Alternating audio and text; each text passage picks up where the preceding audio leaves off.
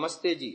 41वीं श्रव्य कणिका सत्यार्थ प्रकाश प्रवचन एवं स्वाध्याय माला। महानुभावों, आप सभी का मैं हृदयपूर्वक स्वागत करता हूं। द्वितीय समोल्लास का प्रकरण है जिसमें बाल मानस पर कैसी शिक्षा होनी चाहिए ये बात बताने के बाद शिष्टाचार, उच्चारण की रीति और बड़े छोटों से व्यवहार किस प्रकार का होना चाहिए, इस पर विशद विवेचन करने के उपरांत अब आते हैं कुछ अंधश्रद्धा और बुरे संस्कार जो बालकों में नहीं जाने चाहिए, उसके विषय में अब व्याख्यान चल रहा है जिसमें भूत प्रेत आदि शब्दों का अर्थ बताया जा रहा है। मनुस्मृति के 5 अध्याय के 65वें श्लोक का उदाहरण देते हुए लिखते हैं, गुरोः प्रेतस्य शिष्यस्तु पितृमेधं समाचरन् प्रेतहारैः समं तत्र दशरात्रेण शुध्यति। अर्थ लिखा है इसका, जब गुरु का प्राणांत हो तब मृतक शरीर जिसका नाम प्रेत है उसका दाह करने हारा शिष्य प्रेतहार अर्थात मृतक को उठाने वालों के साथ 10वें दिन शुद्ध होता है। और जब उस शरीर का दाह हो चुका तब उसका नाम भूत होता है अर्थात वह अमुक नामा पुरुष था। जितने उत्पन्न हो वर्तमान में आके न रहे वे भूतस्थ होने से उनका नाम भूत है। ऐसा ब्रह्मा से लेके आज पर्यंत के विद्वानों का सिद्धांत है। परंतु जिसको शंका, कुसंग, कुसंस्कार होता है उसको भय और शंका रूप भूत, प्रेत, डाकिनी, शाकिनी आदि अनेक ब्रह्मजाल दुखदायक होते हैं। महानुभाव, मनुस्मृति का ये जो श्लोक है यहां पर इसके माध्यम से ये बताना चाह रहे हैं कि एक व्यक्ति के प्राणांत हो गया और शरीर उसका निचेष्ट यानी चेष्टा रहित शव बन गया, उसका नाम है प्रेत। और पहले वो आदमी था जीवित रूप में, शरीरधारी था, अब वो नहीं रहा, शरीर उसका प्रेत बन करके शरीर यहां पड़ा है भूमि पर और वो व्यक्ति अब नहीं रहा, दिवंगत हो गया, तो वो भूत हो गया। भूत होने से तात्पर्य उसका वैसा अस्तित्व नहीं है जैसा समाज में भूत प्रेत के नाम से डराया जाता है। और टेलीविजन के माध्यम से, सिनेमा के माध्यम से, सीरियलों के माध्यम से और कथा कहानियों में भूत प्रेत की कहानियों के माध्यम से बहुत सारे नियतकालिक न्यूज़पेपर्स और वो सब छपते हैं। इनके माध्यम से बाल मानस पर ये कुसंस्कार डाले जाते हैं कि भूत प्रेत होते हैं। महानुभाव, जागरूक करना चाहिए कि पुनर्जन्म की संकल्पना के अनुसार शरीर त्यागते ही परमात्मा के अधिकार में चला जाता है वह जीव, और ईश्वर उसके कर्मानुसार तुरंत अगला जन्म दे देता है। तो भूत प्रेत के होने का अस्तित्व ही पैदा नहीं होता। भूत प्रेत के संदर्भ में 2-3 तर्क मैं आप लोगों के सामने रखना चाहता हूं जो मैं प्रायः अपने व्याख्यानों में कहता हूं। मैं प्रायः स्कूलों में, विद्यालयों में, महाविद्यालयों में प्रवचन के लिए जाता हूं। जब मैं क्वेश्चन आंसर सेशन, शंका समाधान का सत्र करता हूं तो ये एक महत्वपूर्ण प्रश्न बच्चों की ओर से पूछा जाता है, क्या भूत प्रेत होते हैं और यदि नहीं होते हैं तो क्यों नहीं होते। तो इस विषय में उत्तर देते हुए मेरी ओर से ये तर्क होते हैं, देखो, भूत प्रेत नहीं होते। कारण कि जीवात्मा को कार्य करने के लिए स्थूल सूक्ष्म शरीर ये सबके सब चाहिए और वो भी जागृत अवस्था में चाहिए। सुप्त अवस्था में जीवात्मा कार्य नहीं कर सकता। सुप्त अवस्था में स्थूल शरीर के साथ सूक्ष्म शरीर का संबंध और आत्मा का संबंध कट ऑफ हो जाता है, तो निचेष्ट पड़ा रहता है व्यक्ति। ऐसे ही स्थूल शरीर का कोई एक अवयव यदि खराब होता है, जैसे आंख खराब होती है तो रूप नामक सुविधा का जीवात्मा लाभ नहीं ले सकता क्योंकि आंख खराब हो गई। ऐसे ही कान के पर्दे फट गए तो शब्द नामक सुविधा का लाभ नहीं ले सकता। ऐसे ही यदि कोई व्यक्ति मूक है, जन्म से ही मूक है, तो व्यक्ति बोलने रूप उसका सुविधा का लाभ अपने जीवन में नहीं ले सकता। तो जैसे शरीर के एक एक इंद्रिय का स्थूल शरीर में डिफेक्ट आने पर यानी खराबी आने पर तो उस कार्य का लाभ जीवात्मा नहीं ले सकता। तो जब पूरा शरीर ही नहीं रहा जीव के साथ, वो तो जला दिया गया, तो फिर जीवात्मा भूत बन करके आएगा कैसे? भूत का कोई अस्तित्व होता ही नहीं। तो ये बात बच्चों को समझानी चाहिए। और देखो डराने वाले कैसे डराते हैं, वो कहते हैं कि जिसकी आत्मा अतृप्त होती है, जीवित रहते हुए जो अतृप्त रह गया, जिसका मर्डर हो गया, खून हो गया, कत्ल कर दिया गया, अब वो भूत बन के घूमता है। तो महानुभाव, इस पर मेरा एक प्रतितर्क है, क्या मनुष्यों के ही केवल कत्ल होते हैं? आए दिन घोड़े, बकरे, बिल्ली और अन्य प्राणियों को मार मार के नहीं खाया जाता? पक्षियों को, प्राणियों को मार मार के खाया जाता है, उनका भी तो कत्ल होता है, उनकी भी तो अतृप्त आत्मा होती है। कभी आपने मुर्गी का भूत, बकरे का भूत, गाय का भूत, भैंस का भूत, ये जिन प्राणियों को मार मार के खाते हैं लोग, उनका भूत आपने कभी सुना है? और आए दिन हम हिट के द्वारा और अन्य उपायों से, साधनों से मच्छरों को भी तो मारते हैं, मक्खियों को भी तो मारते हैं, कॉकरोचों को मारते हैं, छिपकलियों को मारते हैं। तो कभी आपने सुना छिपकली का भूत, कॉकरोच का भूत, मक्खी मच्छर का भूत? जब हम इनको मारते हैं और इनके भूत नहीं बनते, तो इसमें क्या तुक है कि मनुष्य की आत्मा अतृप्त रह गई और उसकी इच्छाएं पूरी नहीं हुई, तो अपनी इच्छाएं पूरी करने के लिए वो भूत बन के घूम रहा है। आए दिन हर दूसरे तीसरे साल भूत प्रेतों पर सिनेमा बनते रहते हैं और सुपर डुपर हिट भी हो जाती हैं। बच्चों के स्तर पर भी बहुत सारी सिनेमाएं बनती हैं और सीरियल आते हैं। भूत प्रेत का एक सीरियल सप्ताह में एक बार कम से कम आता ही है टीवी पर, और बच्चे बचपन से ही उसको देखते देखते यह मानने लग जाते हैं कि भूत प्रेत का अस्तित्व होता है। महानुभाव, जबकि उन सीरियलों में सबसे पहले एक जो है बात कही जाती है कि सीरियल में बताई गई बातों का वास्तव से कोई संबंध है ही नहीं। जब ये पूर्व में ही ये संदेश दिया जाता है, पर उस संदेश का असर नहीं पड़ता बच्चों पर। जो कहानी दिखाई गई भूत प्रेत की, उसको देख करके उसका असर पड़ता है और अविद्या के संस्कार जम जाते हैं और भूत प्रेत के अस्तित्व में विश्वास करने लग जाते हैं। इसलिए बचपन में ही इन बातों का प्रकाशन होना चाहिए। तो वो कहते हैं, ऋषि दयानंद कहते हैं, देखो जब कोई प्राणी मरता है तब उसका जीव पाप पुण्य के वश में होकर परमेश्वर की व्यवस्था से सुख दुख के फल भोगने के अर्थ जन्मांतर धारण करता है।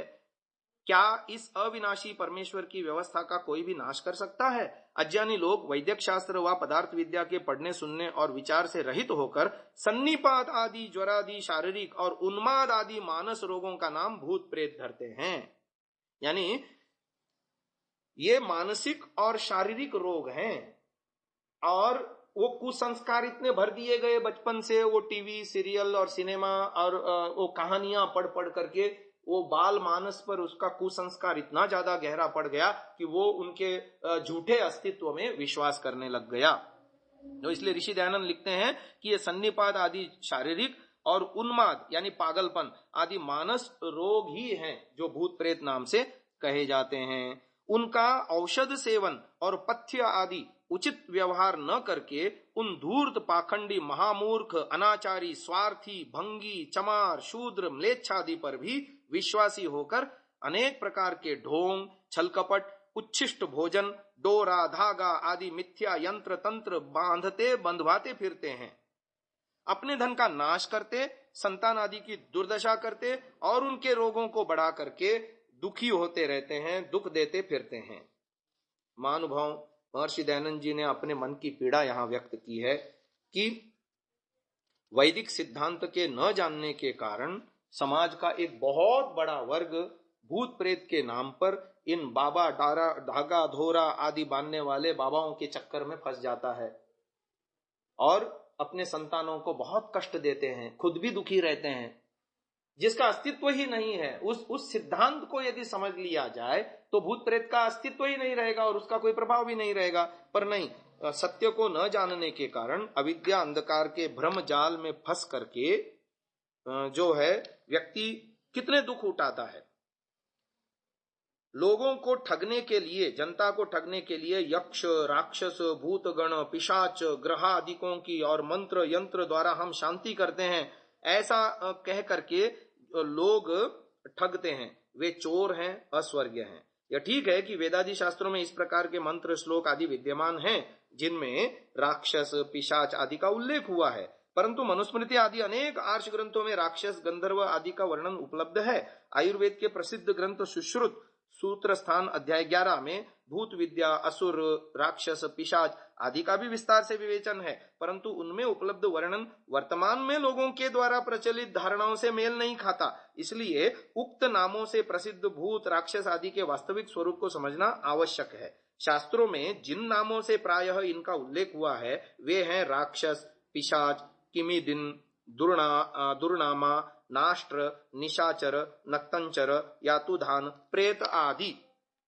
इनके विषय में प्राय यह विश्वास किया जाता है कि ये योनि विशेष के प्राणी हैं और इनका रूप व आकार बड़ा भयंकर होता है। उनका काम यज्ञों का विध्वंस करना और अदृश्य रूप में अन्य प्राणियों के शरीर में आने जाने प्रवेश पाकर उनका रक्तपान करके मांस भक्षण करना और अंततः उनके प्राण हर लेना। परंतु शास्त्रों के अध्ययन से पता चलता है कि राक्षस, पिशाच आदि मानव काया में अनेक प्रकार के रोग उत्पन्न करने वाले विषैले कृमियों और दुष्ट मनुष्यों के सिवा और कुछ नहीं है। ये शब्द प्रायः जिन अर्थों के वाचक हैं उनका हम अगली श्रव्य कणिका में व्याख्यान करेंगे। आज के लिए इतना ही।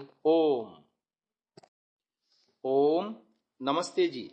42वीं श्रव्य कणिका सत्यार्थ प्रकाश स्वाध्याय एवं प्रवचन माला।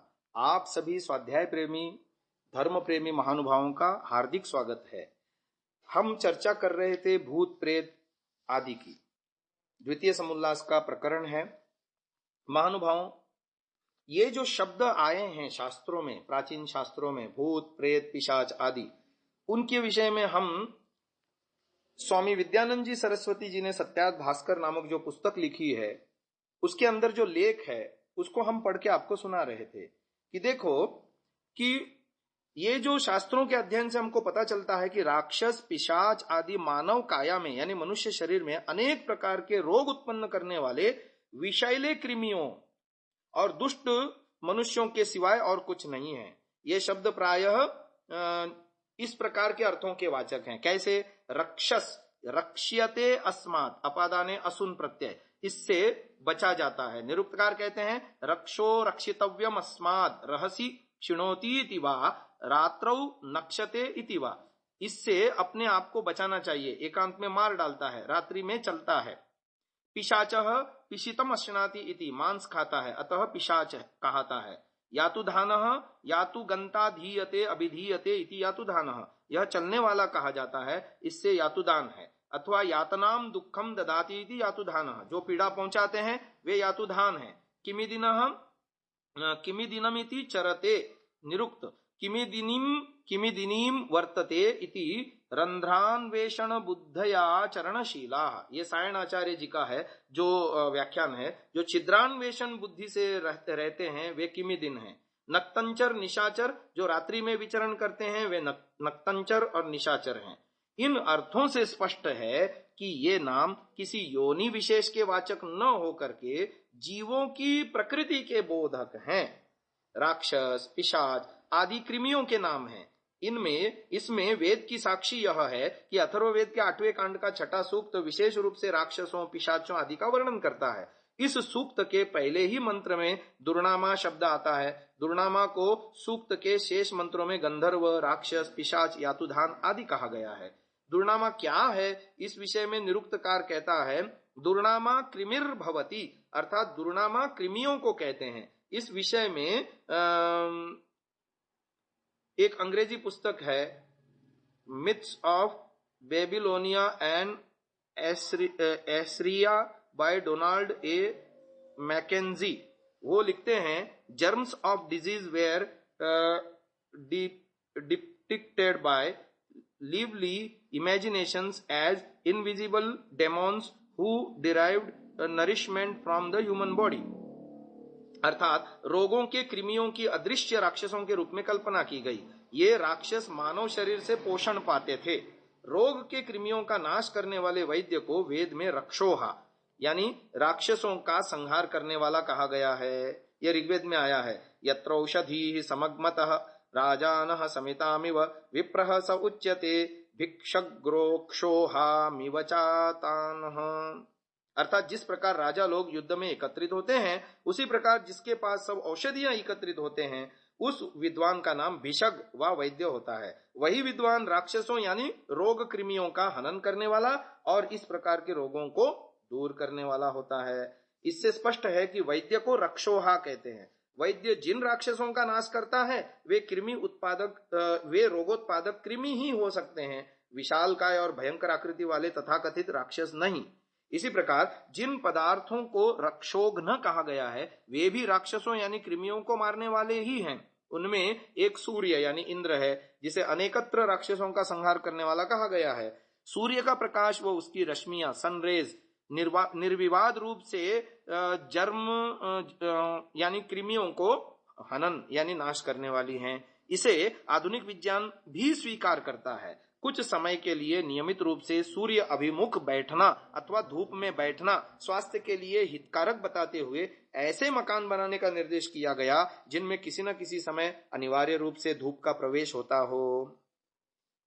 तो इन सब उदाहरणों से हमने ये जानने की कोशिश की कि ये सब भूत प्रेत आदि के मकड़ जाल से और उससे समाज को निकालने के लिए महर्षि दयानंद जी ने कितना बड़ा उपक्रम किया है, सत्यार्थ प्रकाश के माध्यम से समझा रहे हैं। अब ये भूत प्रेत को भगाने के लिए जो बाबा ओझा मांत्रिक तांत्रिक वगैरह होते हैं उनकी पोप लीला भी वर्णन करते हैं कि भूत प्रेत निवारणार्थ कैसे ढोंग करते हैं। जब आंख के अंधे और गांठ के पूरे उन दुर्बुद्धि पापी स्वार्थियों के पास जाकर पूछते हैं कि महाराज इस लड़का लड़की स्त्री अथवा पुरुष को न जाने क्या हो गया है, तब वे बोलते हैं कि इसके शरीर में बड़ा भूत प्रेत भैरव शीतला आदि देवी आ गई है। जब तक तुम इसका उपाय न करोगे तब तक ये न छूटेंगे और प्राण भी ले लेंगे। जो तुम मलिदा यानी माल और इतनी भेंट दो तो हम मंत्र जप पुरस्चरण इनसे झाड़ के इनको निकाल देंगे। तब वे अंधे और उनके संबंधी बोलते हैं कि महाराज चाहे हमारा सर्वस्व ले जाओ परंतु इसको अच्छा कर दो। तब तो उनकी बन पड़ती है यानी लॉटरी निकलती है। वे धूर्त कहते हैं अच्छा लाओ इतनी सामग्री इतनी दक्षिणा, देवता को भेंट और ग्रहदान कराओ। झांझ मृदुंग ढोल थाली लेके उसके सामने बजाते गाते हैं और उनमें से एक पाखंडी उन्मत्त होकर के नाच कूद करके कहता है मैं इसका प्राण ले लूंगा यानी इसके अंदर के भूत का प्राण ले लूंगा। तब वे अंधे उस भंगी चमार आदि नीच के पगों में पड़ के कहते हैं महाराज आप जो चाहे सो लीजिए, इसको बचाइए। तब वह धूर्त बोलता है मैं हनुमान हूं, लाओ पक्की मिठाई तेल सिंदूर 1.25 मन का रोट और लाल लंगोट। मैं देवी व भैरव हूं, लाओ 5 बोतल मद्य यानी दारू, 20 मुर्गी 5 बकरे मिठाई और वस्त्र। जब वे कहते हैं जो चाहो सो ले लो, तब वह तो पागल और बहुत नाचने कूदने लगता है। परंतु जो कोई बुद्धिमान उसकी भेंट 5 जूते दंडा अथवा चपेटा लाते मारे तो उसके हनुमान देवी भैरव झट प्रसन्न होकर भाग जाते हैं, क्योंकि वह उनका केवल धनादि हरण करने के लिए यानी लूटने के लिए प्रयोजनार्थ ढोंग ही तो था। तो कितनी रोचक ढंग से महर्षि दयानंद जी ने ये बात हमारे सामने रखी है कि ये जो बाबा लोग ओझा लोग यद्यपि आजकल कम हो गए हैं परंतु अब भी समाज में इनका अस्तित्व है। तो समाज प्रबोधन किया जाना चाहिए, इसलिए ये सब लेख मैंने विस्तार से थोड़ा सा पढ़ दिया। अब आगे आते हैं ग्रहों के विषय में। और जब किसी ग्रहग्रस्त ग्रह रूप ज्योतिर्विदाभास के पास जाके कहते हैं हे महाराज इसको क्या है, तब वे कहते हैं इस पर सूर्य आदि क्रूर ग्रह चढ़े हैं, जो तुम इनकी शांति के लिए पूजा पाठ दान कराओ तो इसको सुख हो जाए, नहीं तो बहुत पीड़ा होकर मर जाए तो भी आश्चर्य नहीं। अब इस प्रसंग में आगे लिखते हैं कई ज्योतिर्विद जैसी यह पृथ्वी जड़ है वैसे ही सूर्य आदि लोग हैं, वे ताप और प्रकाश आदि से भिन्न कुछ भी नहीं कर सकते। क्या ये चेतन है जो क्रोधित होकर के दुख व शांत होकर के सुख दे सकें? यानी ऋषि दयानंद ने सिद्धांत पक्ष की ओर से उन ज्योतिषाचार्यों को जो ग्रह आदि के द्वारा शांति कराते फिरते हैं उनके लिए एक सवाल खड़ा किया है कि देखो जैसे ये पृथ्वी जड़ है उसका प्रभाव सबके ऊपर समान एक जैसा है, ऐसे ही सूर्य आदि लोग हैं उनका भी ताप आदि प्रभाव सबके लिए समान एक जैसा है, और ताप आदि के द्वारा जो प्रभाव पहुंचाते हैं उसके अलावा और कोई प्रभाव भी है क्या? कि हम उसके नाम पर कोई कर्मकांड करेंगे, पूजा अर्चना करेंगे तो वो हमसे सुखी हो जाएंगे, प्रसन्न हो जाएंगे, और हम यदि नहीं करेंगे तो वो क्रोधित होकर के हमको दुख देंगे। तो प्रश्न किया, ये ज्योतिर्विद प्रति प्रश्न कर रहा है। क्या कर रहा है? क्या जो ये संसार में राजा प्रजा सुखी दुखी हो रहे हैं यह ग्रहों का फल नहीं है? तो उत्तर दिया सिद्धांत पक्ष की ओर से, नहीं, ये सब पाप पुण्यों के फल हैं। तो क्या ज्योतिष शास्त्र झूठा है? उसका उत्तर दिया, नहीं, जो उसमें अंक बीज रेखा गणित विद्या है वह सब सच्ची है, जो फल की लीला है वह सब झूठी है। यानी ऋषि दयानंद ये कहना चाह रहे हैं, जो तारों, ग्रह, नक्षत्र, उपग्रह आदि इनके घूमने की परिसीमा है और उसके कारण से इनका जो गणित है, गणित विद्या है, बीज गणित है, अंक गणित है, रेखा गणित है, ये सब सत्य है। जिस विद्या के कारण हम वर्षों बाद आने वाले सूर्य ग्रहण, चंद्र ग्रहण का निर्धारण आज कर सक रहे हैं, उनकी घूमने की कक्षाएं, उनका परस्पर दूरी, ये सब तय है। इस विज्ञान को ज्योतिर्विज्ञान कहते हैं, नक्षत्र आदि का विज्ञान ज्योतिर्विज्ञान कहते हैं। पर जो फल के साथ जोड़ दिया, ये फलित विद्या जो है ज्योतिष की, वह झूठी है। ये बात ऋषि दयानंद जी अपने ग्रंथ में लिख रहे हैं। आगे जन्मपत्री की बात अगले श्रव्य कणिका में करेंगे। आज के लिए इतना ही। ओम ओम नमस्ते जी। 43वीं श्रव्य कणिका सत्यार्थ प्रकाश स्वाध्याय एवं प्रवचन माला आप सभी धर्म प्रेमी महानुभावों का हार्दिक स्वागत है। द्वितीय समुल्लास में बाल शिक्षा विषय के अंतर्गत महर्षि दयानंद जी ने हमको सावधान किया कि कैसे कैसे बाल मानस पर अंधश्रद्धा और कुसंस्कारों का प्रभाव न पड़ने दिया जाए। भूत प्रेत आदि के विषय में उन्होंने बहुत सी बातें लिखी हैं। माधव निदान में एक परिशिष्ट सूची दी गई है। योशापस्मार नामक रोग के लक्षण वहां पर बताए गए हैं। उनमें वहां लिखा है कि चित्त की विकलता, मति विभ्रम, हंसना, रोना, ऊंची आवाज से पुकारना, अंट संट बकना, उजाले से अरुचि, भ्रम, ऊधम मचाना, श्वास में कष्ट, कंठ और आमाशय में वेदना, स्पर्श शक्ति की प्रबलता यानी शरीर से कपड़ा छूते ही चीख उठना, किन्हीं अवयवों में सदा पीड़ा रहना, पेट से कंठ तक एक गोला सा उठना जिस समय दौरा आता है, बुद्धि की अल्पता, मूर्छा आदि योशापस्मार रोग के लक्षण हैं। ये सब काया में यानी शरीर में होने वाले रोग हैं। भूत प्रेत या देवी देवताओं के आक्रमण की कल्पना करना निपट मूर्खता है। रोग होने के कारण इनकी चिकित्सा भी औषधियों के द्वारा अथवा अन्य चिकित्सा द्वारा ही संभव है। कई धातुओं या मणियों का शरीर पर ऐसा विद्युत का प्रभाव पड़ता है कि विशेष रोगों की चिकित्सा में उनका प्रयोग लाभप्रद माना गया है। ऐसे कुछ धातुओं को चांदी के साथ मिलाकर उनसे बनाई गई अंगूठी धारण करने से अर्श या बवासीर आदि में लाभ होते देखा सुना गया है। ऐसी अंगूठी का जादू टोने या किसी दैवी चमत्कार से कोई संबंध नहीं होता। चिकित्सा में मनोविज्ञान का भी योगदान होता है। इसे भी जादू नहीं समझना चाहिए।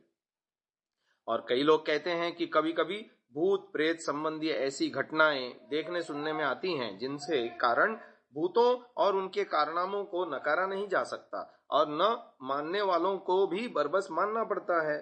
परंतु यदि ऐसी घटनाओं को भली प्रकार जांच पड़ताल की जाए तो असलियत सामने आ जाती है। वस्तुतः उनके मूल में कुछ धूर्त लोगों की चालाकी और दूसरों की मानसिक दुर्बलता होती है। बचपन से भूत प्रेतों की कहानियां सुनते सुनते उनके संस्कार इतने गहरे हो जाते हैं कि बड़े होने और अन्यथा काफी समझदार हो जाने पर भी उनका निकल पाना, उस मानसिकता से निकल पाना कठिन हो जाता है। यह कहना अधिक उपयुक्त होगा कि भूत प्रेत की वास्तविक सत्ता बाह्य जगत में न होकर उसे मानने वाले के मन में पहले से विद्यमान रहती है। तब उसे सर्वत्र भूत ही भूत नजर आने लगते हैं। जिसके मन में भूत नहीं होता उसे वह कहीं भी और किसी भी अवस्था में कभी नहीं मिलेगा।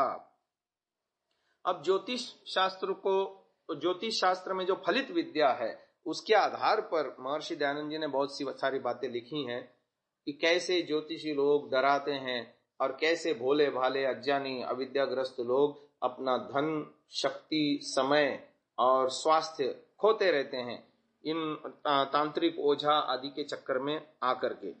तो ज्योतिष शास्त्र के विषय में वो लिख रहे हैं, ज्योतिषगत सूर्य मंडल से संबंध रखने वाले नक्षत्र विज्ञान को ज्योतिष कहते हैं। यही ज्योतिष शास्त्र ज्योतिर्विज्ञान या नक्षत्र विज्ञान वेद का छठा अंग है और गणित पर आधारित होने से सत्य विद्याओं के अंतर्गत है। अथर्ववेद में 3 लोकों का निर्देश करते हुए कहा, त्रयो लोकाः संमिताः ब्राह्मणेन द्यौरेवासौ पृथिव्यंतरिक्षम, अर्थात ब्रह्म यानी वेद को जानने वाला ज्ञानी पुरुष द्युलोक, पृथ्वीलोक, अंतरिक्ष लोक, इन तीनों लोकों का ज्ञान प्राप्त कर लेता है। ज्योतिष शास्त्र के पारंगत विद्वान भास्कराचार्य ने सिद्धांत शिरोमणि में लिखा, वेदास्तावद यज्ञ कर्म प्रवृत्ता यज्ञाः प्रोक्तास्तेषु कालश्रयेण शास्त्रादस्मात् कालबोधो यतः स्याद् वेदांगत्वं ज्योतिषस्योक्तमस्मात्, अर्थात वेद यज्ञ कर्मों का प्रवर्तक है, यज्ञ उनमें काल के आश्रय ही कहे गए हैं। इस ज्योतिष शास्त्र से क्योंकि काल का ज्ञान ठीक ठीक होता है, इसलिए इस शास्त्र की वेदांगता स्वीकार की गई है।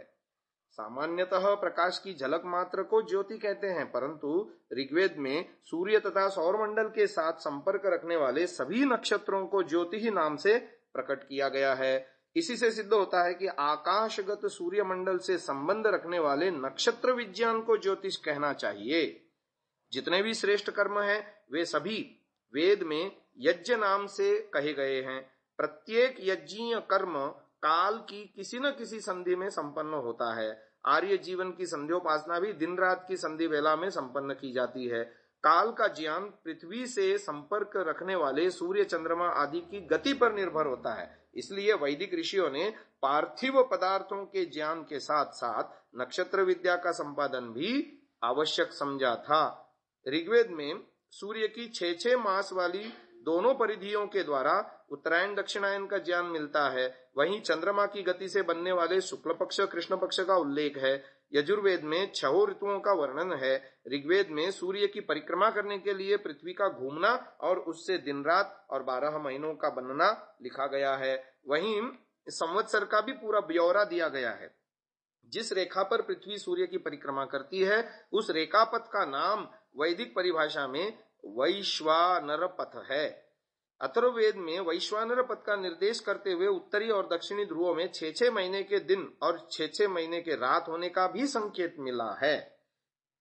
ऋग्वेद में सूर्य ग्रहण का वर्णन करते हुए ग्रहण की ठीक ठीक परीक्षा करने के लिए एक तुरीय ब्रह्म अर्थात तुरीय यंत्र यानी टेलीस्कोप का भी उल्लेख मिलता है। वहीं क्रांतिवृत्त और विषुवृत्त के कोण वृत्त और पृथ्वी के अक्ष एक्सिस के विषय में बताया गया है। अथर्ववेद में उन नक्षत्रों का वर्णन है जिन पर चंद्रमा की गति का प्रभाव पड़ता है।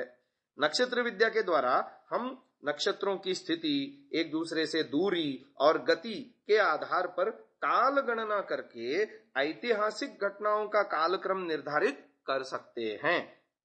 जब महाभारत युद्ध हुआ तब अमुक अमुक नक्षत्र अमुक अमुक स्थिति में थे, उनकी यह स्थिति कब थी इसका ज्ञान होने पर हम महाभारत काल का निश्चय कर पाए। ज्योतिष शास्त्र के सुप्रसिद्ध विद्वान पंडित दीनानाथ शास्त्री चुलेट ने गीता में आए मासानाम मार्गशीर्षोहम ऋतुषु कुसुमाकरः के आधार पर ही महाभारत काल निर्धारण किया था। लोकमान्य तिलक ने मृगशिरा नक्षत्र की स्थिति को लक्ष्य करके वेदों का काल निर्धारित करने की कल्पना की थी। ज्योतिष की सहायता से ही हम प्रकृति में होने वाली घटनाओं, ऋतुओं, सूर्य, चंद्र ग्रहण आदि का पूर्व अनुमान कर पा रहे हैं। चारों वेदों में सैकड़ों मंत्रों में काल ज्ञान के लिए पृथ्वी से संबंध रखने वाले सौर मंडल आदि सभी नक्षत्रों, उनकी नियमित गतियों और उनके परिणामों पर प्रकाश डाला गया है। इस प्रकार ज्योतिष शास्त्र में परीक्षणों पर आधारित वैदिक सच्चाइयों का प्रतिपादन करने वाले नक्षत्र विज्ञान का वेदों में विस्तृत वर्णन मिलता है। वस्तुतः नक्षत्र विद्या को जाने बिना वेद के रहस्यों को पूरी तरह नहीं समझा जा सकता। इसलिए ज्योतिष को वेदांग के रूप में मान्यता देकर उसके ज्ञान की अपेक्षा की गई है। ज्योतिष में वशिष्ठ मुनिकृत सूर्य सिद्धांत आर्ष रचना होने से परम प्रमाण है।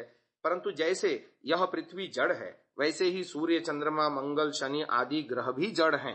मनुष्यों का सुखी दुखी होना उनके अपने पाप पुण्य के फल परिणाम स्वरूप है।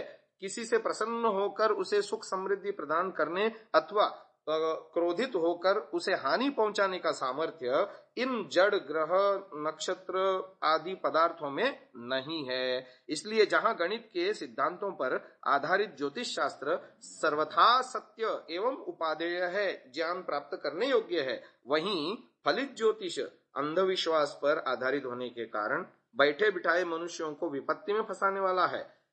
इस संदर्भ में विश्व के 186 वैज्ञानिकों और ज्योतिष शास्त्रियों यानी खगोलविदों का यह वक्तव्य है, जो अमेरिकन ह्यूमैनिस्ट एसोसिएशन की पत्रिका ह्यूमैनिस्ट के सितंबर-अक्टूबर के अंक में प्रकाशित हुआ है। इस वक्तव्य पर हस्ताक्षर करने वाले 186 वैज्ञानिकों में विभिन्न विद्याओं में नोबेल पुरस्कार पाने वाले 18 वैज्ञानिक भी सम्मिलित हैं। यह वक्तव्य दिल्ली से प्रकाशित हिंदुस्तान टाइम्स के 14 सितंबर 1975 के अंक में भी दिया गया है। अर्थात वहां लिखा गया है, प्राचीन काल में लोग ज्योतिषियों की भविष्यवाणियों में विश्वास करते थे, क्योंकि ज्योतिष लोग उनके चमत्कार जगत का अनिवार्य अंग था। वे आकाशीय पदार्थों को देवी देवताओं के आवास के रूप में मानते थे, जिनका धरती पर होने वाली घटनाओं से घनिष्ठ संबंध था। पृथ्वी और ग्रहों, उपग्रहों और नक्षत्रों की इतनी दूरी का उन्हें ज्ञान न था। अब जबकि इन दूरियों को मापा जा चुका है, यह स्पष्ट देखा जा सकता है कि इतनी दूरी पर स्थित उपग्रहों तथा उनसे भी कई अधिक दूरी पर स्थित नक्षत्रों का आकर्षण संबंधी तथा अन्य प्रभाव कितना नगण्य है। किसी व्यक्ति के जन्म के समय पड़ने वाले इन नक्षत्रों के प्रभाव की कल्पना करना भूल होगी। हमारे भविष्य के निर्धारण में इन नक्षत्रों का कोई हाथ नहीं हो सकता। यह भी सत्य नहीं है कि इन दूरस्थ आकाशीय नक्षत्रों की स्थिति विशेष के कारण किसी व्यक्ति के कार्यों अथवा उनकी गतिविधियों के लिए कुछ दिवस या वार या अवधि विशेष अनुकूल होते हैं। यह भी सत्य नहीं है कि जन्म के समय कुछ लक्षण उसे दूसरे लोगों के अनुकूल बनाने में सहायक होते हैं। ऐसी बातें अज्ञान और अंधविश्वास को बढ़ावा देती हैं। हम समझते हैं कि अब समय आ गया है कि ज्योतिष के नाम पर किए जाने वाले दावों को बलपूर्वक सीधी चुनौती दी जाए। ये महानुभाव हमने उस लेख का आपके सामने पाठ किया जो हिंदुस्तान टाइम्स में 14 सितंबर 1975 के अंक में अंग्रेजी भाषा में छपा था। उसका आर्य भाषा में हमने अनुवाद कर दिया। इससे स्पष्ट है कि जड़ होने से नक्षत्र किसी का हिताहित नहीं कर सकते। आगे की बात हम अगले श्रव्य कणिका में करेंगे। इसे यहीं विराम देते हैं। ओम नमस्ते जी। 44वीं श्रव्य कणिका सत्यार्थ प्रकाश स्वाध्याय एवं प्रवचन माला। आप सभी धर्म प्रेमी महानुभावों का हार्दिक स्वागत करता हूं।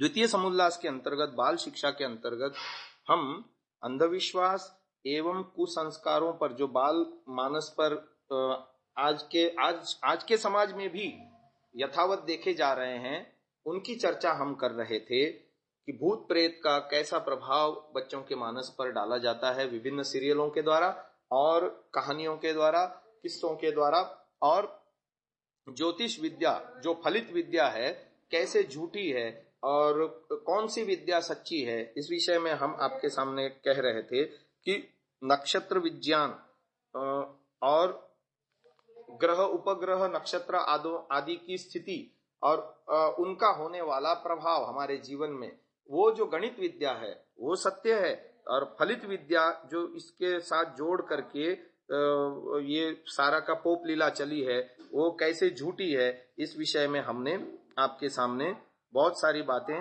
रखी कि नक्षत्र किसी का हिताहित नहीं कर सकते। यदि दुर्जनतोष न्याय से उन्हें चेतन मान भी लिया जाए तो प्रश्न उठता है कि वे स्वेच्छा से हिताहित करते हैं या परमात्मा के आदेश से। यदि वे स्वेच्छा पूर्वक ऐसा करते हैं तो परमेश्वर की न्याय व्यवस्था में हस्तक्षेप करते हैं। तब यह भी बताना होगा कि किसको सुख देना है और किसको दुख। इसका निश्चय वे किस आधार पर करते होंगे। यदि परमेश्वर की इच्छा व आज्ञा से करते हैं तो निश्चय ही कर्मफल व्यवस्था के अनुसार करते होंगे। उस अवस्था में कर्मफल भोगे बिना छुटकारा नहीं होगा। तब शांति, पूजा पाठ, दान आदि करना व्यर्थ है।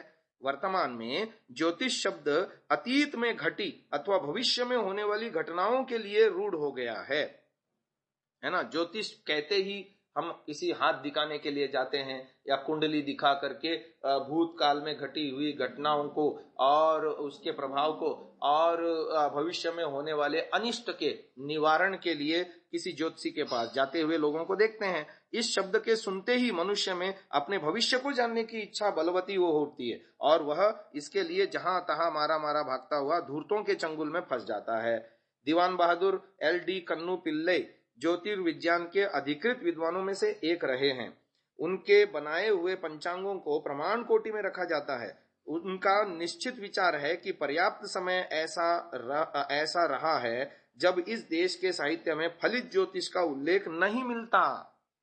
वेद, उपनिषद, ब्राह्मण और पाणिनीय व्याकरण में इस विषय का कोई उल्लेख नहीं है। सत्य सनातन वैदिक धर्म का सर्वमान्य सिद्धांत है कि कर्मफल भोग अवश्यम भावी है। वेद का वचन है पक्वः पक्तारम पुनराविशाति, अथर्ववेद। महाभारत का कथन है अवश्यमेव भोक्तव्यम कृतम कर्म शुभाशुभम तथा ना भुक्तम क्षीयते कर्म कल्प कोटि शतैरपि। क्या मंत्र और डोरे से ज्योतिषी कर्मफल भोगने से बचा सकते हैं? यदि हाँ, तो परमात्मा का नियम टूट गया और वह अन्यायकारी सिद्ध हुआ। यदि जन्मपत्री में लिखे को मिटाना ज्योतिषी के हाथ में है तो परमेश्वर की अपेक्षा ज्योतिषी का सामर्थ्य अधिक हो गया। फिर यदि ज्योतिषी सब कुछ जानते हैं और विधि के लेख को मिटाना भी उनके हाथ में है तो स्वयं उन्हें और अपने आत्मीय जनों को क्यों दुख उठाने पड़ते हैं? क्यों नहीं समय रहते उनका उपचार कर लेते? पंडित सूर्य नारायण व्यास फलित ज्योतिष के अंतर्राष्ट्रीय ख्याति प्राप्त विद्वान रहे हैं। उनके पुत्र व भतीजे आदि सभी ज्योतिषी हैं। संवत 2029 विक्रमी में श्रावण पूर्णिमा के दिन उनके घर डाका पड़ा। समाचार पत्रों में प्रकाशित समाचार के अनुसार 1,67,000 रुपए का माल चला गया, परंतु ज्योतिषियों के परिवार में न किसी को पहले से इसकी जानकारी हुई न बाद में चोरों आदि का पता वो लगा पाए। लाहौर में एक पंडित जी हुआ करते थे जो धनी मानी लोगों के ज्योतिषी हुआ करते थे। एक बार वे एक धनी मानी रोगी के यहाँ पहुंचे और उससे ग्रहों की विभीषिका देकर बहुत डराया। ऊपर से स्वामी वेदानंद तीर्थ भी जा पहुंचे। ज्योतिषी की बातें सुनकर उनसे पूछा, श्रीमान जी, आपके कथित ग्रह इन पर क्रूर क्यों हो रहे हैं? उन्होंने कहा, इनकी कर्मगति। स्वामी जी ने पूछा, क्या कर्मगति टाली जा सकती है? वे बोले, कर्मगति टारे न टरे। स्वामी जी ने पूछा, क्या उपाय करने से भी नहीं? वे बोले, अवश्यमेव भोक्तव्यम कृतम कर्म शुभाशुभम, अर्थात कर्मफल तो भोगना ही पड़ता है। तब स्वामी जी ने कहा, तो फिर इनके दान आदि व्यर्थ हैं। उन्होंने गंभीरता से कहा, यह व्यर्थ और ढोंग है, केवल खाने पीने का ढंग है। फलित ज्योतिष के पाखंड होने में एक और प्रमाण है। 1947 में देश का विभाजन होने से पूर्व लगभग 600 छोटे बड़े राजा थे। सभी ने ज्योतिषी पाल रखे थे। किसी ज्योतिषी ने अपने आश्रयदाता को नहीं बताया कि अन्नदाता, तुम्हारा राज्य तुमसे छिनने वाला है, समय रहते अपना प्रबंध कर लो। और न ही इन ज्योतिर्विदाभासों ने अपना ही कोई प्रबंध किया। सन 1955 में भाद्रपद आश्विन मासों में समूचे भारत में अतिवृष्टि के कारण विनाशकारी बाढ़ आई, जिसमें लाखों लोग बेघर हो गए। हजारों मनुष्य इन दैवी प्रकोपों के कारण प्राण खो बैठे और न जाने कितने गांवों का चिन्ह तक मिट गया। किंतु किसी भी ज्योतिषी से इतना भी नहीं हुआ कि प्रजा को सावधान कर देते, ऐसा भयंकर उपद्रव होने वाला है, इसका उपाय कर लो। फिरोजपुर निवासी एक ज्योतिषी फलित ज्योतिष का एक लेख पंजाब के दैनिक पत्रों में प्रकाशित करता था। ऐसे एक पत्र के संपादक को लिखना पड़ा कि हमारे ज्योतिषी स्वयं इन दैवी विपत्ति में फंस गए हैं, अतः लेख नहीं छपेगा। यानी दैनिक पत्र पत्रिकाओं में ज्योतिषी लोगों के लेख छपते हैं ना, क्या तुम्हारी राशि में आज ये घटने वाला है, ये घटने वाला है, इस राशि के लोगों के उसमें ये घटने वाला है, ये घटने वाला है। जिस दिन वो ज्योतिषी खुद आपत्ति में पड़ गया बाढ़ के और वो लेख नहीं दे पाया, तो पेपर वाले ने छाप दिया कि देखो ज्योतिषी महाराज खुद आपत्ति में फंस गए हैं, इसलिए उनका लेख यहाँ पर हम नहीं छाप पा रहे हैं। ज्योतिषी दूसरों का भाग्य तो पढ़ लेते हैं पर अपना नहीं पढ़ सकते। यदि ज्योतिषी का काम केवल भविष्य बता देना है तो यद भावी न तद भावी, यदा भावी न तद भावी, जो होना है वह होकर रहेगा और जो नहीं होना है वह कभी नहीं हो सकता। तो यह सब जानकर क्या होगा, सिवाय इसके कि जो होना है उसके होने से पहले ही कल्पना कर करके मनुष्य दुखी रहने लगे। यदि जन्मपत्री के आधार पर किसी के भविष्य के विषय में यह बता दिया जाए कि तुम्हारे भाग्य में विद्या नहीं है अथवा 38वें वर्ष में तुम्हारी मृत्यु का योग है, तो यह सब जानकर उसकी मनस्थिति क्या बनेगी? जो ईश्वर को कर्मफल विदाता मानता है और फलित ज्योतिष में विश्वास रखता है, वह भी जानता और मानता है कि ईश्वरीय विधान को कोई अन्यथा नहीं कर सकता, तब वह ज्योतिषी द्वारा जन्मपत्री में लिखी बातों पर विश्वास करते हुए न पढ़ना चाहेगा, न कोई बड़ा काम करना चाहेगा, और जैसे जैसे दिन बीतते जाएंगे वैसे वैसे मृत्यु को सन्निहित जानकर 38वां वर्ष आने से पहले ही मृत्यु को प्राप्त हो जाएगा। जन्मपत्री को देखकर ज्योतिषी ने जो कुछ बता दिया वह अटल है, क्योंकि ईश्वर द्वारा भाग्य में लिखे को कोई नहीं मिटा सकता। तब ज्योतिषियों द्वारा दान दक्षिणा द्वारा उसे पलटने की बात कहना ठगी नहीं तो और क्या है? यदि ब्राह्मणों को दान दक्षिणा आदि देकर भाग्य के लेख को मिटाना संभव है, तो परमेश्वर भी लोक में उपलब्ध अफसरों की भांति भ्रष्टाचारी सिद्ध होगा, जिससे रिश्वत और सिफारिश के बल पर फैसले बदलवाए जा सकते हों। ओस्टन के प्रसिद्ध विज्ञानवेत्ता डॉक्टर वाल्टन फ्रैंकलिन को यह जानने की इच्छा हुई कि फलित ज्योतिषी वालों की बातें कहां तक ठीक निकलती हैं। उन्होंने अपने जन्म का वर्ष, दिन, समय, नक्षत्र आदि का ठीक ठीक ब्यौरा लिख 6 ज्योतिषियों को भेजा। सबसे एक ही प्रश्न किया कि मेरी शादी कब होगी। उन ज्योतिषियों ने भिन्न भिन्न समय बताए, परंतु यह किसी ने नहीं बताया कि उनकी शादी तो पहले से ही हो चुकी है। कुछ ज्योतिषी कुंडली देखकर भृगु संहिता के आधार पर किसी का जीवन वृत्तांत बताने का दावा करते हैं। वास्तव में वे अन्य साधनों से उनके जीवन की कुछ घटनाओं का पता लगा लेते हैं और अभ्यास के बल पर उसमें कुछ जोड़ तोड़ करके जीवन वृत्तांत बनाकर भेज देते हैं। इसलिए बीती हुई कुछ घटनाएं जो सच निकलती हैं और भविष्य के विषय में बताई हुई बातें मिथ्या सिद्ध होती हैं। डलहौजी निवासी ठाकुर रणवीर सिंह ने भृगु संहिता के द्वारा अपनी कुंडली होशियारपुर से बनवाई थी। उसमें उनके चित्रपट यानी सिनेमा व्यवसाय से धन लाभ होने की बात उसमें लिखी गई है। श्री रणवीर सिंह ने चित्रपट व्यवसाय से धन कमाया, यह तो ठीक है, किंतु भृगु जी के समय में तो सिनेमा का आविष्कार ही नहीं हुआ था। निश्चय ही कहीं से पता लगाने लेने के कारण ऐसा लिख दिया होगा। भृगु संहिता भी एक बहुत बड़ा पाखंड है। जो अपने को भृगु संहिता वाला बतलाते हैं, वे अपने अतिरिक्त अन्य सबको मिथ्या बतलाते हैं। कहते हैं कि वास्तविक और प्रामाणिक भृगु संहिता तो केवल हमारे पास है, यतः ये सभी अपने अतिरिक्त सबको झूठा बताते हैं, अतः सभी झूठे हैं। तथा कथित ज्योतिष शास्त्र के अनुसार शनि क्षेत्रे यदा भानु भानु क्षेत्रे यदा शनि सद्य एव भवेन मृत्यु शंकरो यदि रक्षति। शनि क्षेत्र में सूर्य हो और सूर्य के क्षेत्र में शनि हो तो बालक पैदा होते ही मर जाता है, भले ही ईश्वर उसकी रक्षा करे। शनि क्षेत्र यानी मकर और कुंभ राशि में सूर्य 2 मास रहता है और सूर्य क्षेत्र यानी सिंह राशि में सूर्य 2.5 वर्ष रहता है। इस प्रकार 3 वर्ष में 2 वर्ष ऐसे होने चाहिए जिनमें माघ और फाल्गुन के महीनों में संसार भर में जितने बालक पैदा हों वे सबके सब मर जाएं, परंतु ऐसा कभी देखने सुनने में नहीं आया। फलित ज्योतिष वालों ने प्रत्येक राशि वालों के मरने के दिन नियत कर रखे हैं। भिन्न भिन्न ग्रंथों में वे भिन्न भिन्न हैं। उनमें बहुत सारे ऐसे प्रमाण मिलते हैं। इन दोनों ग्रंथों में मरने की जो निश्चित तिथियां लिखी हैं वे वृष राशि वाले लोगों को छोड़कर शेष किसी की भी नहीं मिलती। यदि फलित ज्योतिष नियम पूर्वक एक विद्या एग्जैक्ट साइंस है तो दोनों ग्रंथों में उल्लिखित तिथियों में अंतर क्यों? जातकाभरण के अनुसार वर्ष भर में केवल 11 दिनों में ही मनुष्य की मृत्यु का योग है, इसलिए इन्हीं दिनों में सबकी मृत्यु होनी चाहिए, शेष दिनों में कोई नहीं मरना चाहिए। परंतु हम देखते हैं अहन्यहनि भूतानि गच्छन्ति है यम मंदिरम, ऐसा कोई दिन नहीं जाता जब किसी की मृत्यु न होती हो। इस प्रकार इन ग्रंथों के अनुसार सब मनुष्यों की मृत्यु वर्ष के 11 दिन में होनी चाहिए, क्योंकि प्रत्येक मनुष्य उक्त 12 राशियों में से कोई ना कोई राशि में अवश्य आएगा। परंतु सारे संसार की बात जाने दें, किसी एक नगर में भी किसी एक राशि के सब मनुष्यों को एक साथ मरते नहीं देखा जाता, और ना कोई ऐसा दिन देखा जाता है कि जिस दिन किसी न किसी की मृत्यु न होती हो। फिर एक राशि वालों के किन्हीं 2 व्यक्तियों के जीवन में समानता नहीं देखी जाती। राम और रावण की, कृष्ण और कंस की, मोहनदास गांधी और मोहम्मद अली जिन्ना की, अर्जुन और अश्वत्थामा की एक राशि होते हुए भी इनके गुणकर्म स्वभाव एक दूसरे से सर्वथा भिन्न थे। उनकी मृत्यु भी भिन्न भिन्न कालों में भिन्न भिन्न समय कारणों से हुई थी। तो इस तरह से ये पोप लीला, इसकी क्या कथा, बहुत लंबी कथा है। अवसर मिला तो अगली श्रव्य कणिका में इस विषय में व्याख्यान करेंगे। अभी इतना ही। ओम। ओम। 45वीं श्रव्य कणिका, सत्यार्थ प्रकाश स्वाध्याय एवं प्रवचन माला। आप सभी धर्म प्रेमी महानुभावों का हार्दिक स्वागत करता हूं। द्वितीय समुल्लास का बाल शिक्षा का प्रकरण है। बाल मानस पर होने वाले कुसंस्कारों के प्रभाव को महर्षि दयानंद जी के मंतव्यों के आधार पर हम व्याख्यान कर रहे हैं, जिसमें ज्योतिषियों की बात पर हम चर्चा कर रहे थे। एक मनुष्य की कुंडली पर एक साथ 100 ज्योतिषियों से फलादेश लिखवाकर मिलान करने पर पता चलेगा कि वे सब एक दूसरे से भिन्न हैं।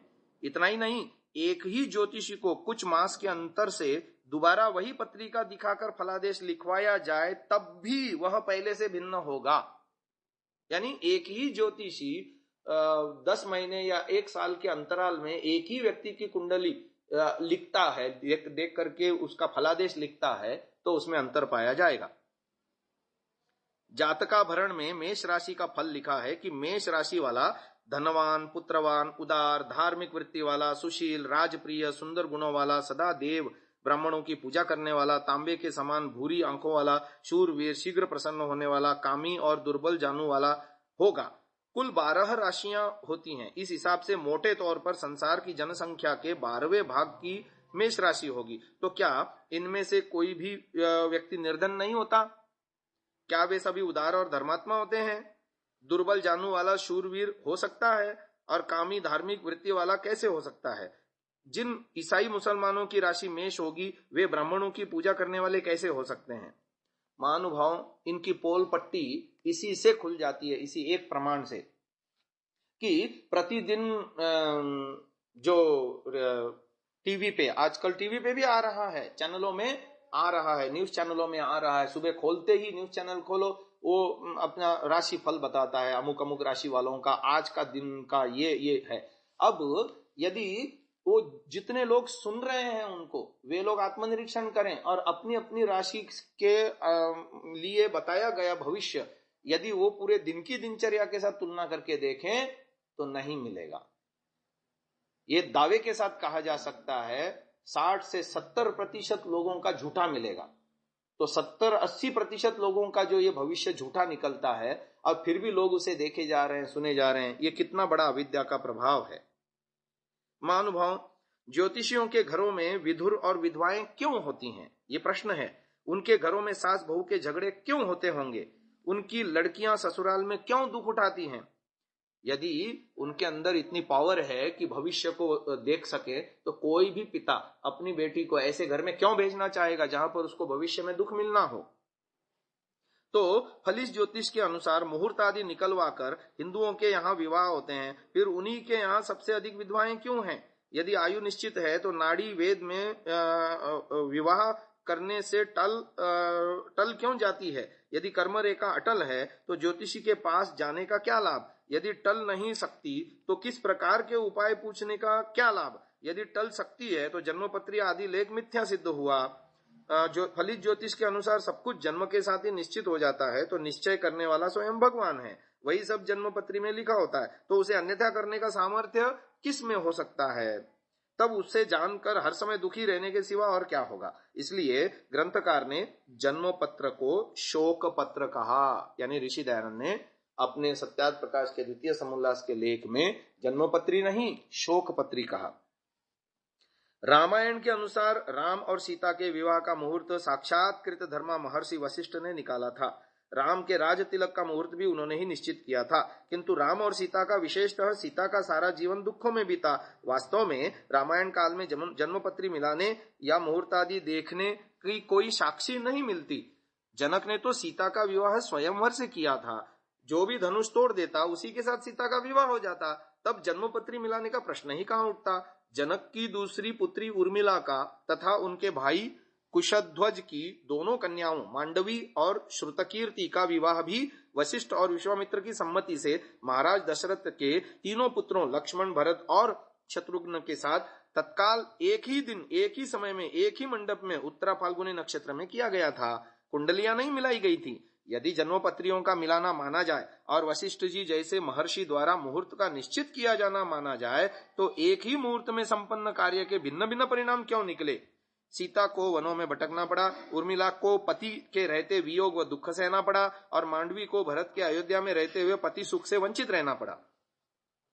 आजकल प्रचलित ज्योतिष के प्रसिद्ध ग्रंथ शीघ्र बोध आदि में वर्णित वर्ग, वर्ण, योनिगण आदि के अनुसार राम पुनर्वसु नक्षत्र देवतागण में उत्पन्न हुए और सीता का नक्षत्र शतभिषज है।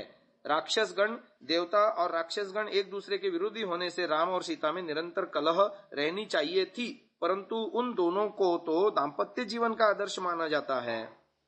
प्रतिदिन लाखों लोग बिना मुहूर्त पूछे चारों दिशाओं में रेल, बस, विमान आदि से यात्रा करते हैं और प्रायः सभी अपने अपने लक्ष्य पर पहुंच ही जाते हैं। यदि मुहूर्त वाली बात सच मानी जाए तो प्रतिदिन रेलों, बसों और विमानों आदि में दुर्घटनाएं होकर लाखों लोग मरने चाहिए थे, परंतु ऐसा कभी नहीं होता। नीतिकारों का कथन है शुभस्य शीघ्रम, अर्थात शुभ कार्य को तुरंत कर डालना चाहिए, उनमें किसी प्रकार का विलंब नहीं करना चाहिए। शुभ कार्य के लिए मुहूर्त की आवश्यकता नहीं होती, क्योंकि शुभ कार्य स्वतः शुभ है। इसी प्रकार अशुभ कार्य के लिए भी मुहूर्त देखने की आवश्यकता नहीं होती, क्योंकि जो स्वतः अशुभ है किसी भी अवस्था में उसके शुभ परिणाम की आशा नहीं की जा सकती। यदि शुभाशुभ कार्य में काल को कारण मान लिया जाए तो किसी भी अपराधी को दंड नहीं मिलना चाहिए। काल के वशीभूत होने से वह अन्यथा कर ही नहीं सकता था। वास्तव में काल नहीं, मनुष्य की अपनी बुद्धि और सामर्थ्य उसके सुख दुख अथवा सफलता असफलता में कारण होते हैं। महाभारत शांति पर्वों के अनुसार यदि सुख दुख जीवन मरण के काल से ही होता है तो वैद्य रोगी की चिकित्सा करने की इच्छा क्यों करते हैं? यदि काल से ही सब पकाए जाते हैं तो दवाई से क्या लाभ? यदि तू काल को ही प्रमाण मानता है तो कर्ता में धर्म की स्थिति क्यों है? अर्थात किसी कर्म के लिए कर्ता यानी मनुष्य को उत्तरदायी क्यों माना जाए? काल राजा का कारण है या राजा काल का कारण है, इसमें तुम्हें संदेह नहीं होना चाहिए। राजा ही काल का कारण है, अर्थात मनुष्य कर्म करने में स्वतंत्र है, अपने कर्म ही उसके सुख दुख का कारण बनते हैं। मुहूर्त संबंधी अंधविश्वास के कारण भारत को किस किस प्रकार की हानि उठानी पड़ी, इसके केवल 2 उदाहरण हम दे रहे हैं। महमूद गजनवी ने भारत पर लगातार 17 बार आक्रमण किया। वह जहां भी गया मुस्लिमेतर लोगों को तलवार के घाट पर उतार के मारता रहा, मंदिरों को तोड़ता रहा, नगरों को लूटता रहा, आग लगाता रहा।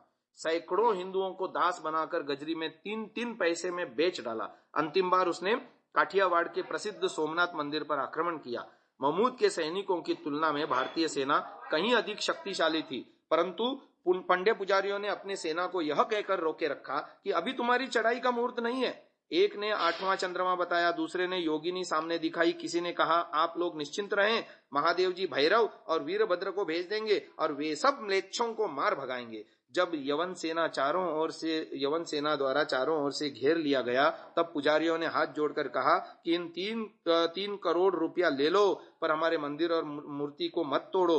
मुसलमानों ने उत्तर दिया, हम बुत परस्त मूर्ति पूजक नहीं है, किंतु बुत शिकन मूर्ति भंजक हैं। यह कहकर उन्होंने मंदिर की ईंट से ईंट बजा दी। जब ऊपर की छत टूटी तब चुंबक पाषाण पृथक होने से मूर्ति गिर पड़ी। कहा जाता है कि मूर्ति तोड़ने पर उसमें 18 करोड़ के रत्न निकले। कितने ही पंडे पुजारियों को गुलाम बनाकर ले गए और गजनी के बाजारों में 3-3 पैसे में बेच दिया। यह थी मुहूर्त की करामात। बख्तियार खिलजी ने बंगाल पर चढ़ाई की। वहां का राजा ज्योतिषियों का अंधभक्त था, उनसे पूछे बिना वह तिनका भी नहीं तोड़ता था। खिलजी को इस बात का पता चला, उसने भारी रिश्वत देकर राज ज्योतिषियों को फोड़ लिया। राज ज्योतिषी ने कह दिया कि अभी लड़ने का मुहूर्त नहीं है, लड़ोगे तो हार जाएंगे, और उपाय न देखकर राजा राज्य छोड़कर भाग गया और बख्तियार खिलजी बिना लड़े ही बंगाल का राजा बन गया। भारत का वर्तमान शासक वर्ग भी इसी प्रकार की अविद्या से ग्रस्त है और उसकी यह अविद्या देश को पतन के गर्त में धकेल रही है। भविष्य का ज्ञान जो वस्तु नियम के अनुसार निश्चित हो, उसे भविष्य काल को जाना जा सकता है।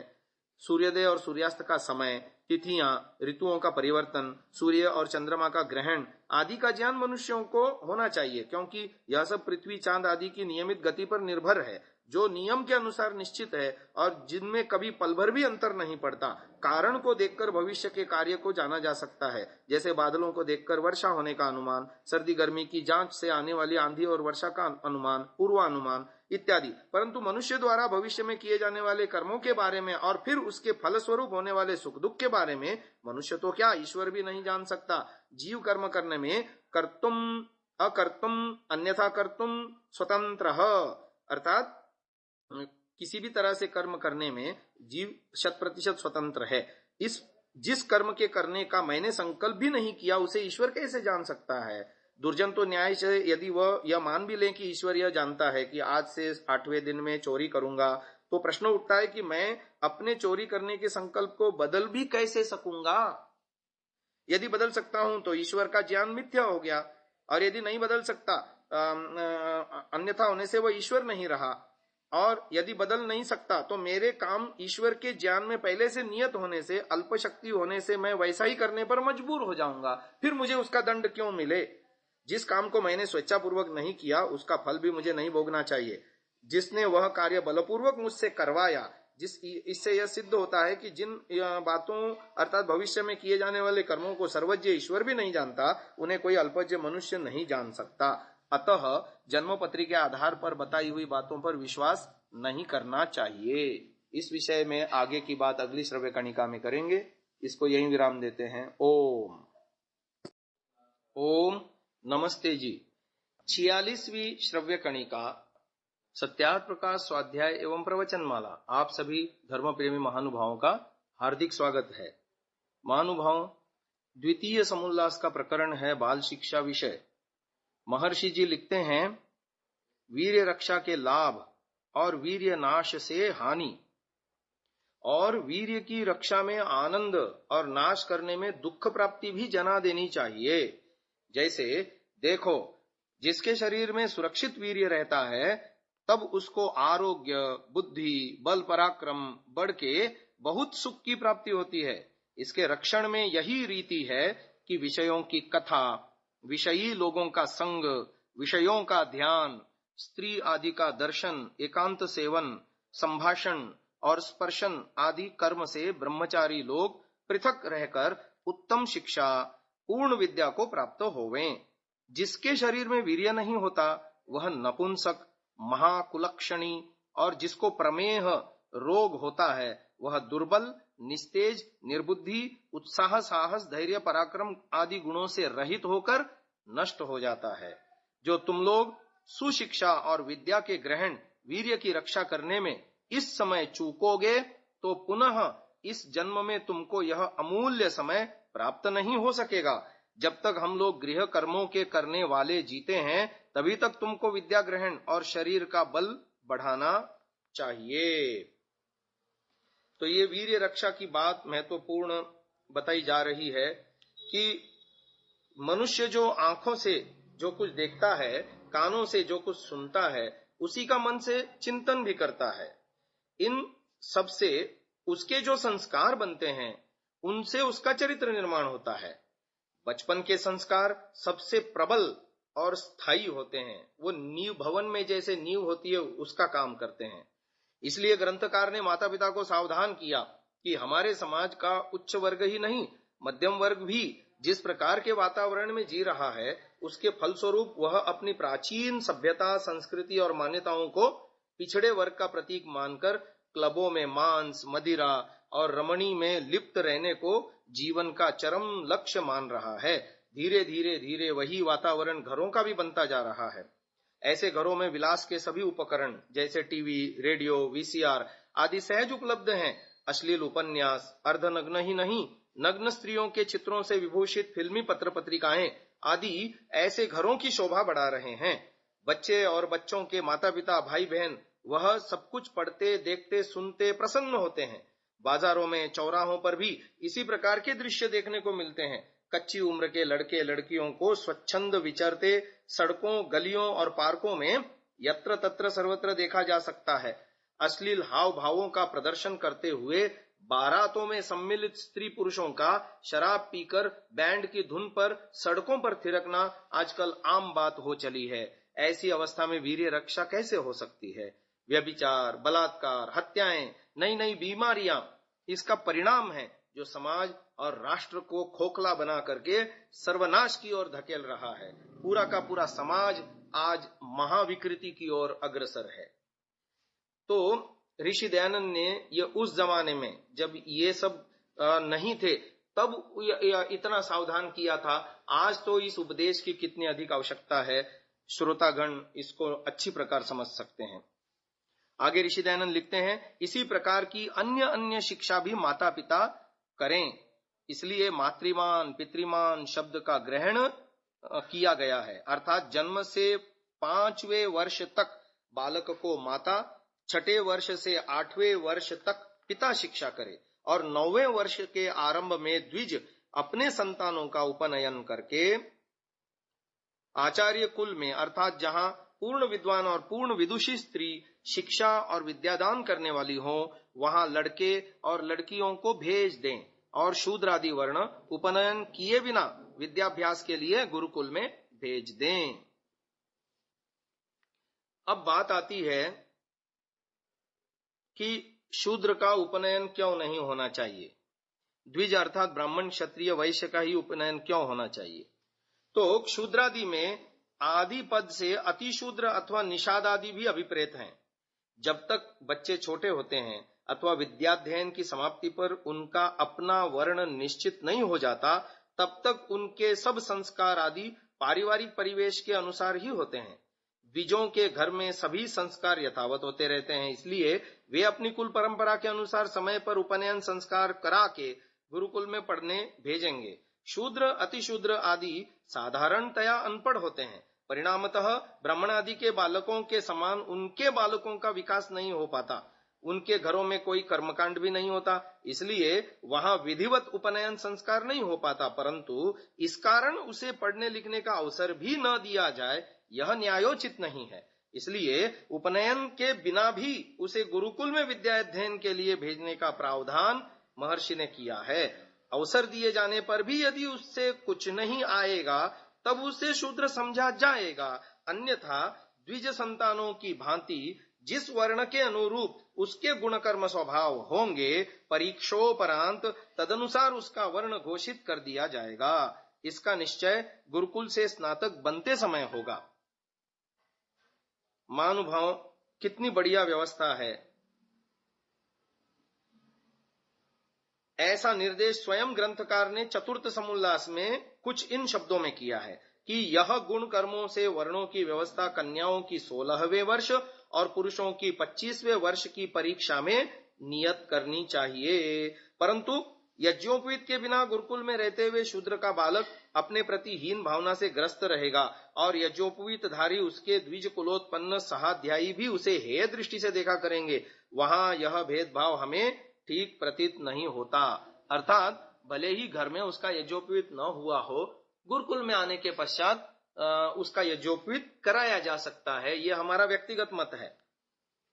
अब आगे आते हैं, महर्षि दयानंद जी संतानों के लालन पालन में जो लाड़ करते हैं और लाड़ करने से कैसे बच्चे बिगड़ते हैं, इस विषय को लेकर के अपना व्याख्यान कर रहे हैं। उन्होंने लिखा, संतानों के लालन में हानि, ताड़न में लाभ। उन्हीं के संतान विद्वान, सभ्य और सुशिक्षित होते हैं जो पढ़ाने में संतानों को लाड़न कभी नहीं करते किंतु ताड़ना ही करते हैं। इसमें व्याकरण महाभाष्य का प्रमाण है। सामृतैः पाणिर्भिर्घ्नन्ति गुरवो न विशोक्षितैः लालनाश्रयिणो दोषास्ताडनाश्रयिणो गुणाः। अर्थ, जो माता पिता और आचार्य संतान और शिष्यों का ताड़न करते हैं, वे जानो अपने संतान और शिष्यों को अपने हाथ से अमृत पिला रहे हैं, और जो संतानों व शिष्यों का लाड़न करते हैं, वे अपने संतानों और शिष्यों को विष पिला करके नष्ट भ्रष्ट कर देते हैं। क्योंकि लाड़न से संतान और शिष्य दोषयुक्त तथा ताड़ना से गुणयुक्त होते हैं, और संतान और शिष्य लोग भी ताड़ना से प्रसन्न रहें और लाड़न से अप्रसन्न सदा रहा करें। परंतु माता पिता तथा अध्यापक लोग ईर्ष्या द्वेष से ताड़न न करें, किंतु ऊपर से भय प्रदान और भीतर से कृपा दृष्टि रखें। ये जो दंड व्यवस्था है, इसका विवेचन करते समय दो विचारधाराएं हमारे सामने उभर कर आनी चाहिए। कुछ लोग दंड और भय का इतना अधिक प्रयोग करते हैं कि बालक विद्यालय जाने के नाम से कांपने लगता है। इसका उसके शारीरिक स्वास्थ्य और मानसिक विकास दोनों पर कुप्रभाव पड़ सकता है। वह अपना आत्मसम्मान खो बैठता है और सबको अपना शत्रु समझने लगता है।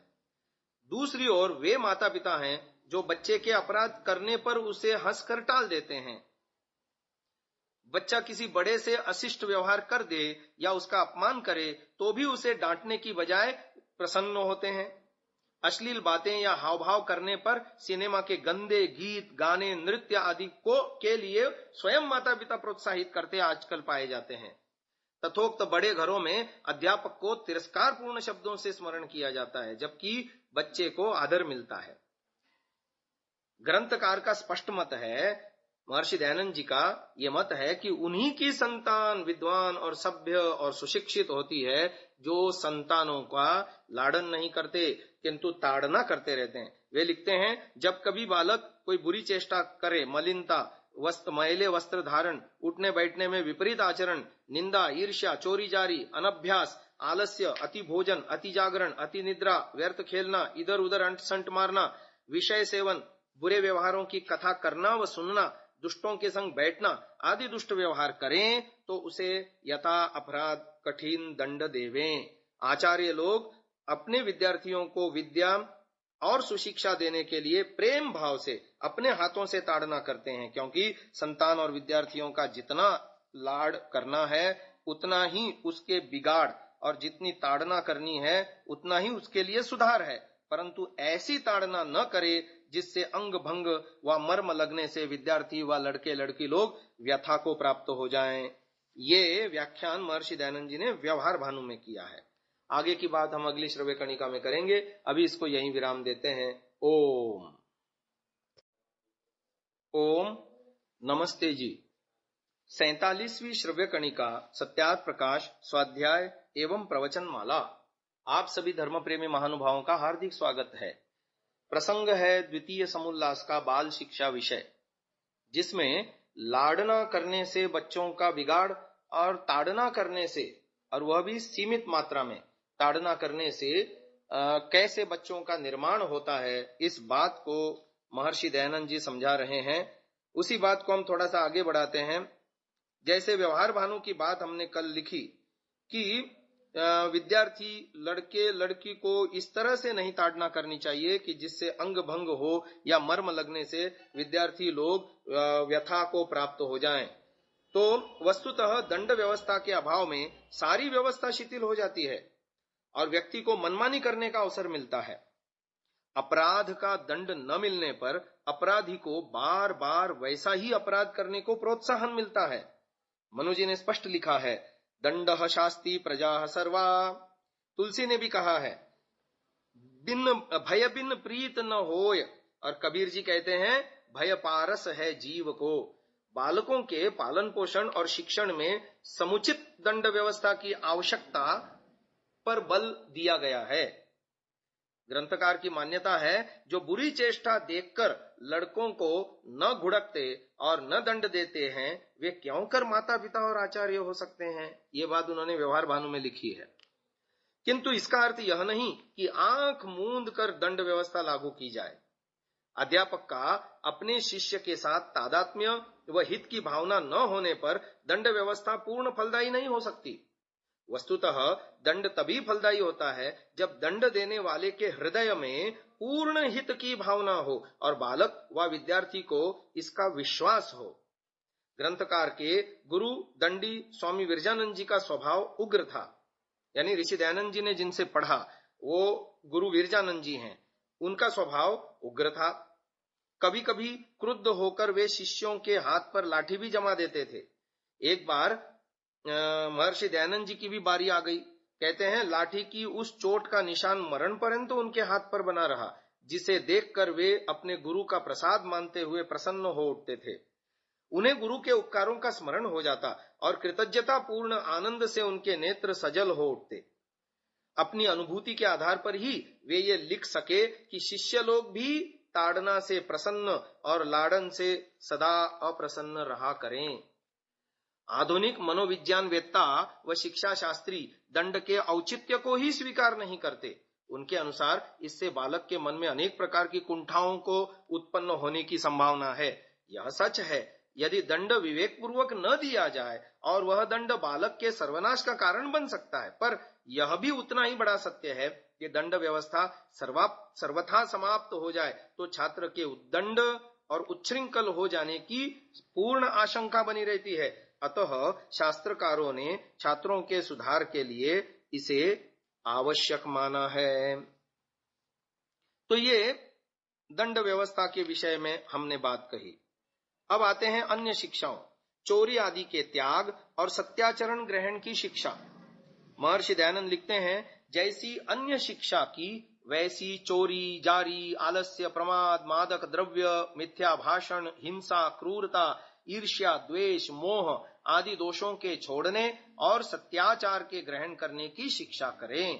क्योंकि जिस पुरुष ने जिसके सामने एक बार चोरी, जारी, मिथ्या भाषण आदि कर्म किया, उसकी प्रतिष्ठा उसके सामने मृत्यु पर्यंत नहीं होती।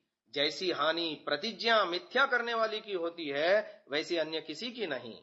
इससे जिसके साथ जैसी प्रतिज्ञा करनी, उसके साथ वैसी ही पूरी भी करनी चाहिए। अर्थात जैसे किसी ने किसी को कहा कि मैं तुमको व तुम मुझसे अमुक समय में मिलूंगा व मिलना, अथवा अमुक वस्तु अमुक समय में तुमको मैं दूंगा, इसको वैसा ही पूरा करे, नहीं तो उसकी प्रतीति यानी विश्वास कोई भी न करेगा। इसलिए सदा सत्य भाषण और सत्य प्रतिज्ञा युक्त सबको होना चाहिए।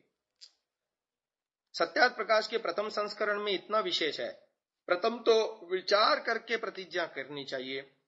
जब प्रतिज्ञा की तब उसका पालन यथावत करना चाहिए। जैसा कहे वैसा ही प्रतिज्ञा पालन अवश्य करे, अन्यथा कभी न करे। प्रतिज्ञा की जो हानि है सो मनुष्य का महादोष है। प्रतिज्ञानुसार कार्य करने और यथा समय करने का अभ्यास शैशव अवस्था से न कराया जाए तो भावी जीवन में वैसा करना बड़ा कठिन हो जाता है। इसके अभाव में समाज का व्यवहार नहीं चल सकता।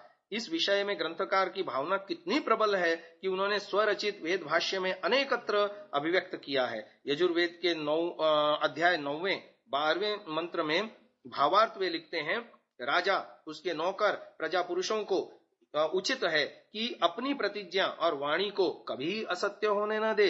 जितना कहे उतना ठीक ठीक करें।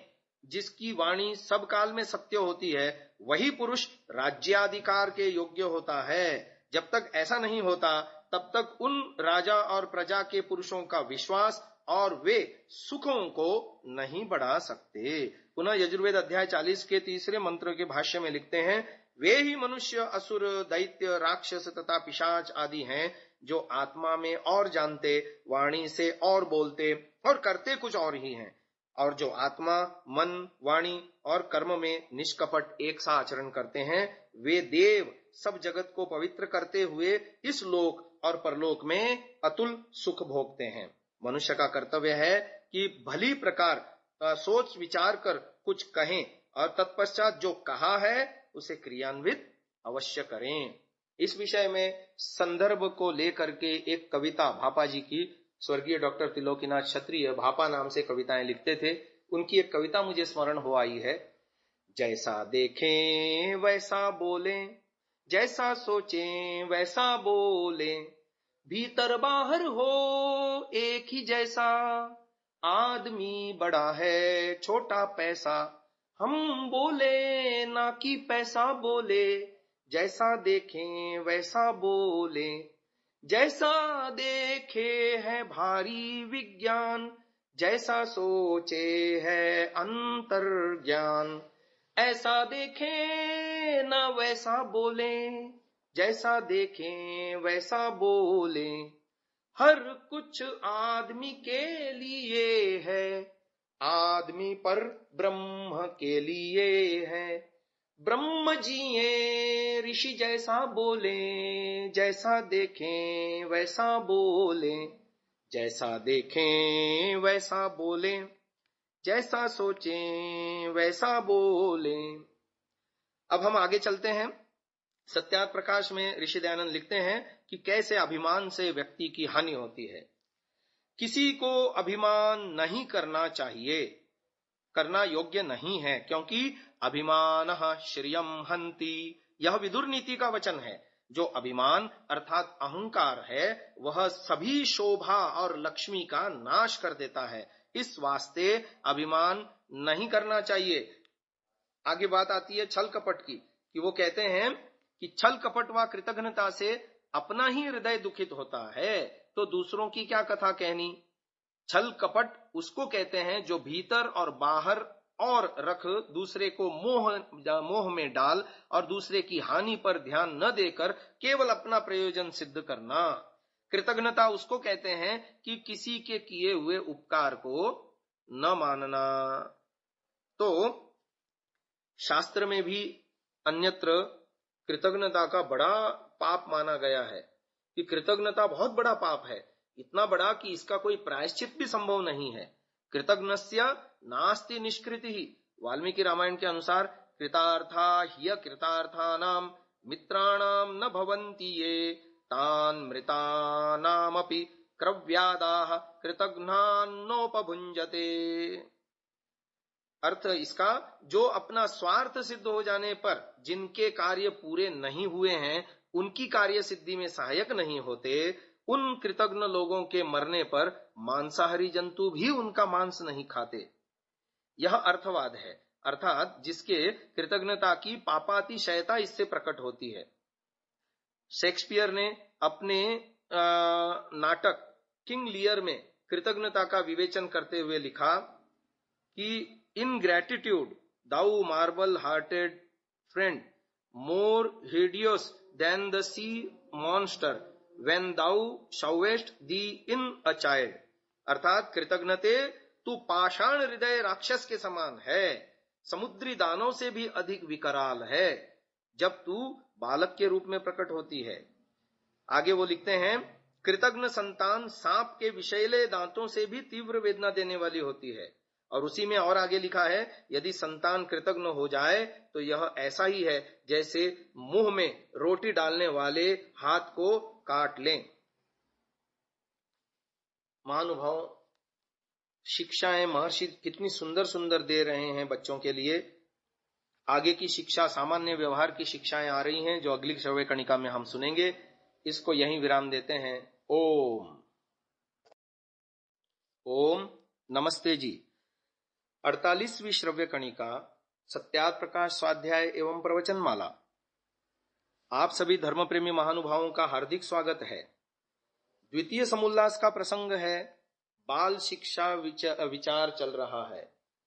सामान्य व्यवहार की शिक्षा के विषय में महर्षि दयानंद सत्यार्थ प्रकाश के द्वितीय समुल्लास में लिख रहे हैं कि क्रोधादि दोष और कटु वचन को छोड़ शांत और मधुर वचन ही बोले और बहुत बकवाद न करे। जितना बोलना चाहिए उससे न्यून या अधिक न बोले। बड़ों को मान्य दे, उनके सामने उठकर जाके उन्हें उच्चासन पर बिठावें। प्रथम नमस्ते करें, उनके सामने उत्तम आसन पर न बैठें। सभा में वैसे स्थान पर बैठें जैसी अपनी योग्यता हो और दूसरा कोई न उठावे। विरोध किसी से न करे। संपन्न होकर गुणों का ग्रहण और दोषों को त्याग रखे। सज्जनों का संग और दुष्टों का त्याग। अपने माता पिता और आचार्य की तन मन और धनादि से उत्तम पदार्थों से प्रीति पूर्वक सेवा सदा किया करे।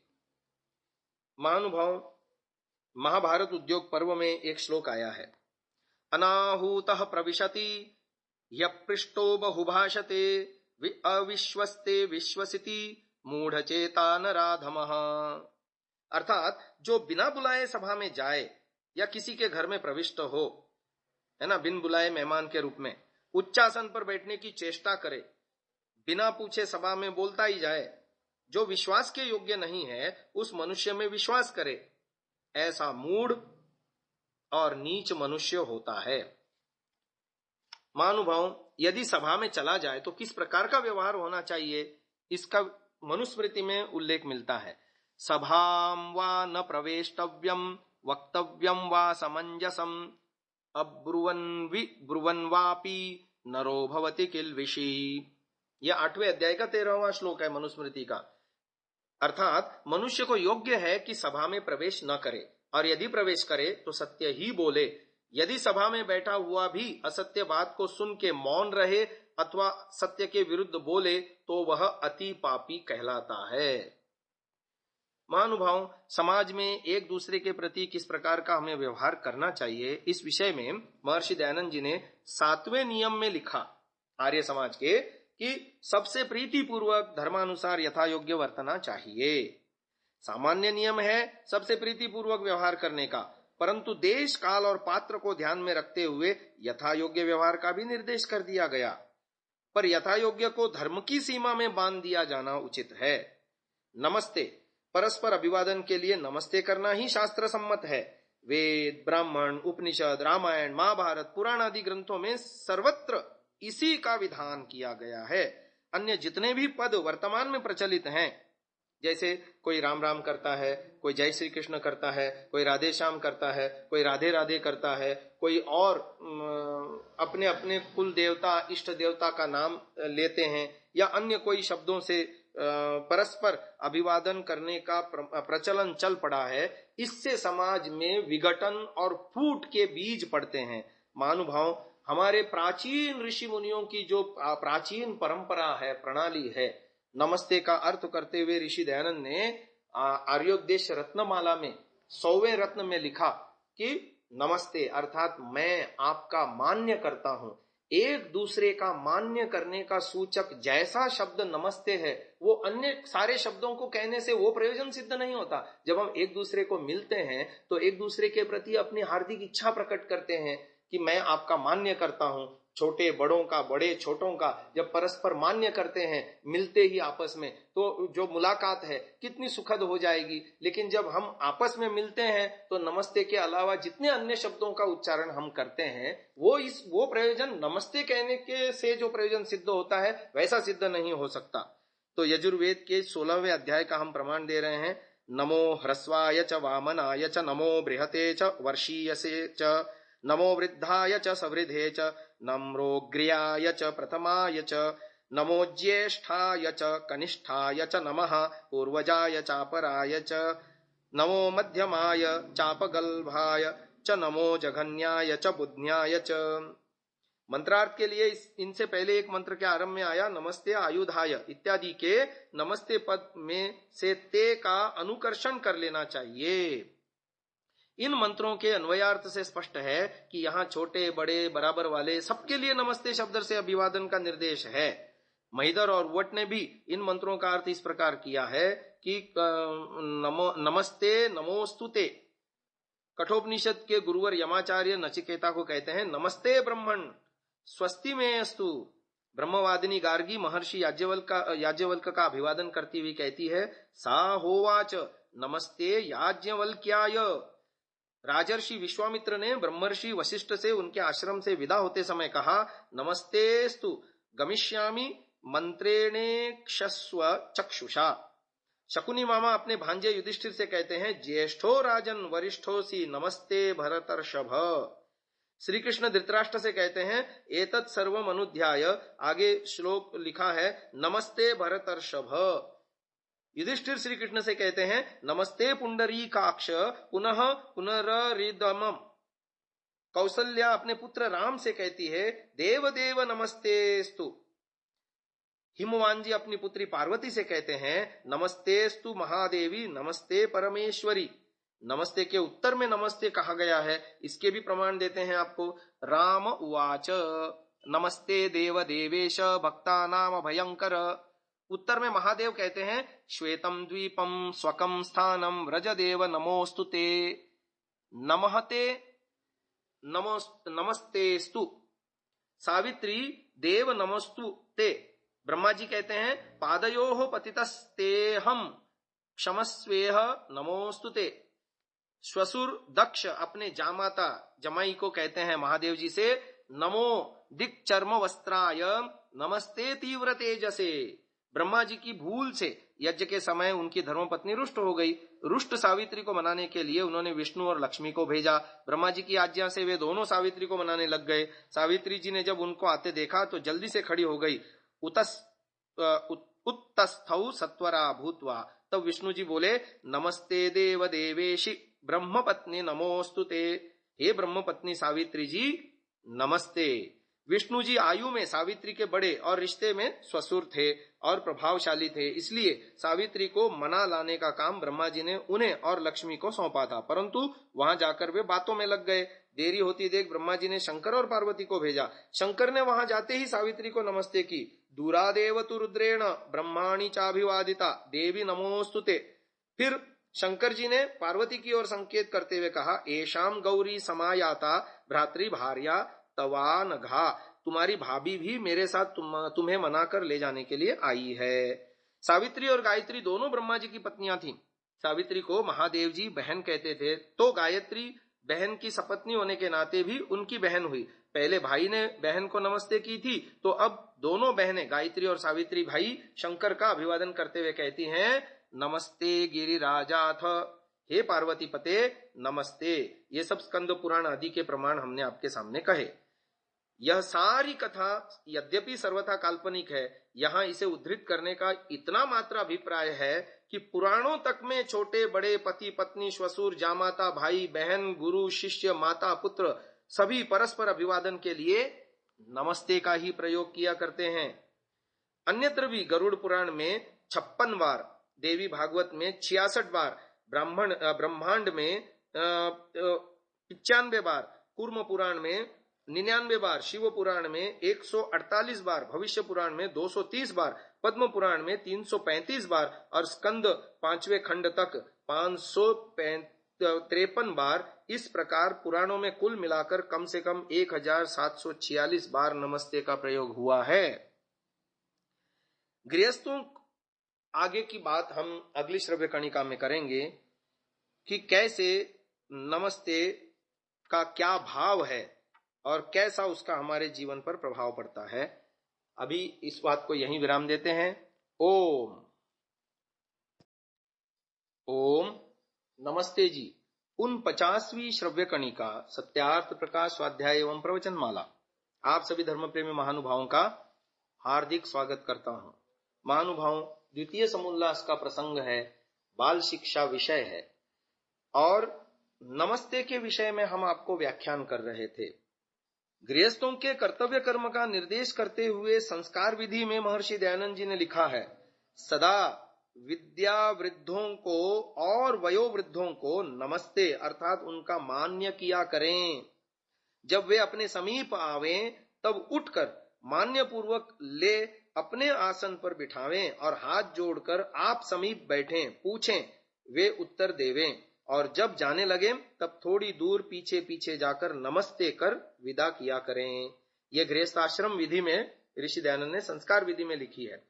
इसी प्रकार पति पत्नी के कर्तव्य का निरूपण करते हुए लिखा, जब कोई सभ्य मनुष्य विद्वानों की सभा में व किसी के पास जाकर नम्रता पूर्वक नमस्ते आदि करके अपनी योग्यता के अनुसार बैठ के दूसरे की बात ध्यान से सुन उसका सिद्धांत जान निरभिमानी होकर युक्त उत्तर प्रत्युत्तर करता है, तब सज्जन लोग प्रसन्न होकर उसका सत्कार करते हैं और जो अंड बंड बकता है उसका तिरस्कार करते हैं। यह व्यवहार भानु की भूमिका में यह बात लिखी हुई मिलती है। तो नमस्ते कैसे की जाए? दोनों हाथ जोड़कर बाएं हाथ की कुहनी से हृदय को और जुड़े हुए दोनों हाथों से माथे को स्पर्श करते हुए किंचित नतमस्तक होकर नमस्ते शब्द का उच्चारण करना चाहिए। मस्तिष्क बुद्धि का, हाथ शक्ति का और हृदय श्रद्धा और प्रेम का केंद्र है। सो हृदय को स्पर्श करते हुए हाथ जोड़ किंचित नतमस्तक हो नमस्ते करने का अभिप्राय है कि बुद्धि पूर्वक श्रद्धा और प्रेम सहित पूरे सामर्थ्य से किसी का यथोचित अभिवादन यानी मान्य करना। अभिवादन के रूप में छोटे बड़ों के प्रति अपनी श्रद्धा और आस्था व्यक्त करते हैं, बड़े छोटों के प्रति अपना प्यार और आशीर्वाद प्रकट करते हैं और बराबर वालों में एक दूसरे के प्रति मैत्री भाव से सहयोग की कामना रहती है। इसी प्रकार पुत्र माता पिता के सामने और शिष्य गुरु के सामने आदर सत्कार की भावना से नमन करता है, तो माता पिता और गुरुजन प्यार करने व आशीर्वाद देने के लिए झुकते हैं। यान्यस्माकम, माता पिता गुरु आदि वंदनीय तो हैं ही, उनके आचरण का अनुगमन करना भी सामान्य धर्म है। इस धर्म का पालन किए बिना परिवार व समाज की व्यवस्था ठीक नहीं रह सकती। जब शिष्य का अध्ययन पूरा हो जाता है और वह घर जाने लगता था तो उसे अंतिम उपदेश के रूप में यह कहा जाता था, मातृदेवो भव, पितृदेवो भव, आचार्य देवो भव। भीष्म पितामह युधिष्ठिर से कहते हैं, गुरुर गरीयान पितृतो मातृतश्चेति में मतिहि, अर्थात गुरु माता पिता से भी श्रेष्ठ है। उधर भगवान मनु जी कहते हैं, उपाध्यायान दशाचार्य आचार्याणाम शतम पिता सहस्रम तु पितृन माता गौरवेणातिरिच्यते, अर्थात 10 उपाध्यायों से आचार्य और 100 आचार्यों से पिता और 1000 पिताओं से माता का गौरव अधिक है।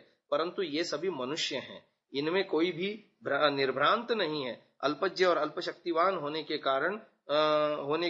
कारण कोई हो भी नहीं सकता, अर्थात सर्वज्ञ नहीं हो सकता।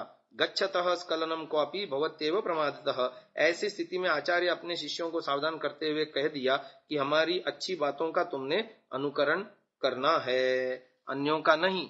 महाभारत में इस विषय में बहुत सुंदर बात कही है। ऋषि दयानंद इस विषय में लिखते हैं सत्यार्थ प्रकाश में, यान्यस्माकं सुचरितानि तानि त्वयोपास्यानि नो इतराणि, अर्थात तैत्तिरीय उपनिषद के शिक्षावल्ली 11 में ये वचन है। इसका अभिप्राय यह है कि माता पिता आचार्य और अपने संतान और शिष्यों को सदा उपदेश करें और यह भी कहें कि जो जो हमारे धर्मयुक्त कर्म हैं तुम केवल उनका ग्रहण करो और जो जो दुष्ट कर्म है उनका त्याग कर दिया करो। जो जो सत्य जाने उनका प्रकाश और प्रचार करें। किसी पाखंडी दुष्टाचारी मनुष्य पर विश्वास न करें। जिस उत्तम कर्म के लिए माता पिता और आचार्य आज्ञा देवें उसका यथेष्ट पालन करें। जैसे माता पिता ने धर्म विद्या अच्छे आचरण के श्लोक निघंटु निरुक्त अष्टाध्यायी अथवा अन्य सूत्र व वेद मंत्र कंठस्थ कराए हों उनका पुनः अर्थ विद्यार्थियों को विदित करावें। जैसे प्रथम समुल्लास में परमेश्वर का व्याख्यान किया है उसी प्रकार मान के उसकी उपासना करें। तो कितनी अच्छी बात बताई है कि व्यक्ति चाहे कितना ही विद्वान क्यों न बन जाए, अल्पज्ञता जीव का स्वाभाविक गुण है, इसलिए कमियां तो उसमें रहेंगी ही। माता पिता चाहे धार्मिक विद्वान चरित्रवान सब कुछ हैं, फिर भी उनमें कमियां रहेंगी। इसलिए उपनिषदों में इस प्रकार का वचन आया, यान्यस्माकं सुचरितानि तानि त्वयोपास्यानि नो इतराणि, यानि अनवद्यानि कर्माणि तानि त्वया सेवितव्यानि नो इतराणि, अर्थात माता पिता और गुरु अपने बच्चों को और शिष्यों को ये शिक्षा करें कि देखो कमियां हमारे अंदर भी संभव हैं, तो मेरी कमियों को तुम मत देखना, हमारे अच्छाइयों को देखना। हमारे अंदर जो अच्छे कर्म है उनका तुम अनुसरण करना, हमारे जीवन में जो बुरे कर्म हैं उनका तुम अनुसरण कदापि न करना। और वैसे भी देखा जाता है आज समाज में दुष्चरित्रता और खान पान की अशुद्धता और व्यवहार की मलिनता और सिद्धांतहीनता व्यापक रूप से फैली हुई है। लेकिन कितना भी शराबी पिता क्यों ना हो, वो कभी नहीं चाहेगा कि मेरी संतान आगे जाकर के मेरा अनुकरण करे और शराब पिए, या धूम्रपान करने वाला या और कोई नशा करने वाला माता या पिता कभी ये नहीं चाहेंगे कि मेरी संतान भी मेरे इस बुराई का अनुसरण करे। उसी बात को महर्षि जी ने भी लिखा सत्यार्थ प्रकाश में। महाभारत में भी आया, गुरोरप्यवलिप्तस्य कार्याकार्यमजानतः उत्पथ प्रतिपन्नस्य न्याय्यं भवति शासनम। यदि कोई गुरु इस बात का विचार न करे कि क्या करना चाहिए और क्या नहीं करना चाहिए और कुपथ पर चल पड़े तो उसका शासन करना उचित है। उक्त श्लोक महाभारत में 4 स्थानों पर पाया जाता है।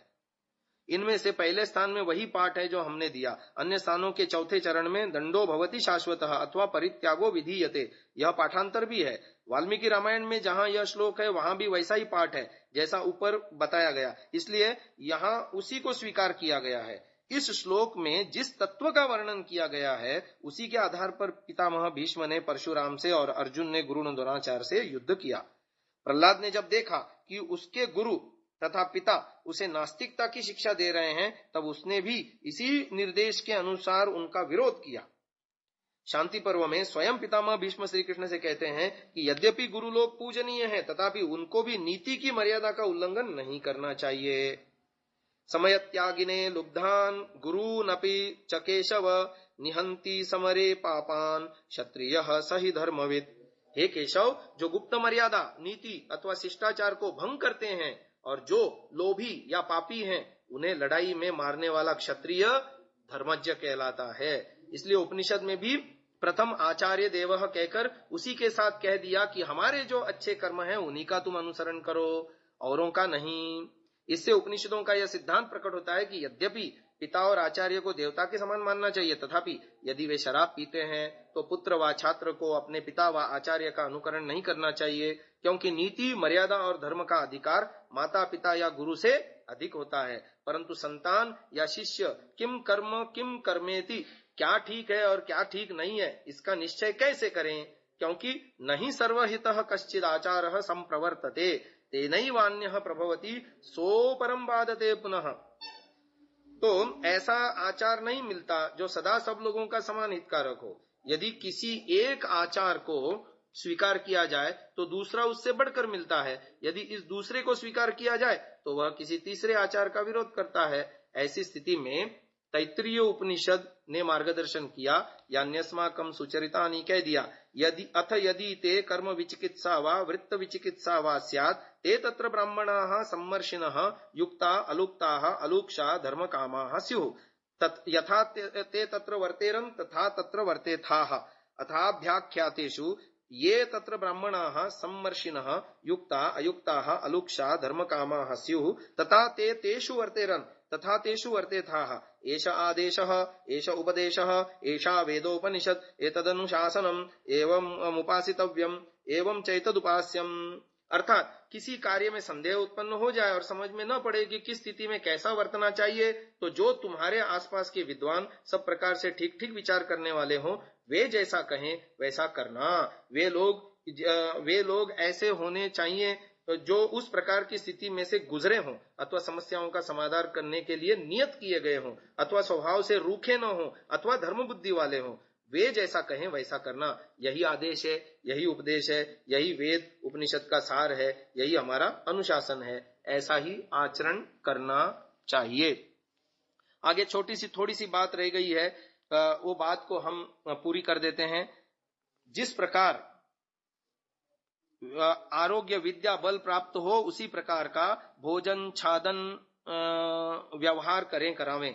जितनी क्षुधा यानी भूख हो उससे कुछ न्यून भोजन करें। मद्य मांसादि के सेवन से अलग रहें। अज्ञात गंभीर जल में प्रवेश न करें। जल जंतु अन्य किसी पदार्थ से दुख जो तैरना न आता हो तो डूबा ही जा सकता है, इसलिए अविज्ञाते जलाशये न प्रविष्टव्यम, ये मनुस्मृति का वचन है।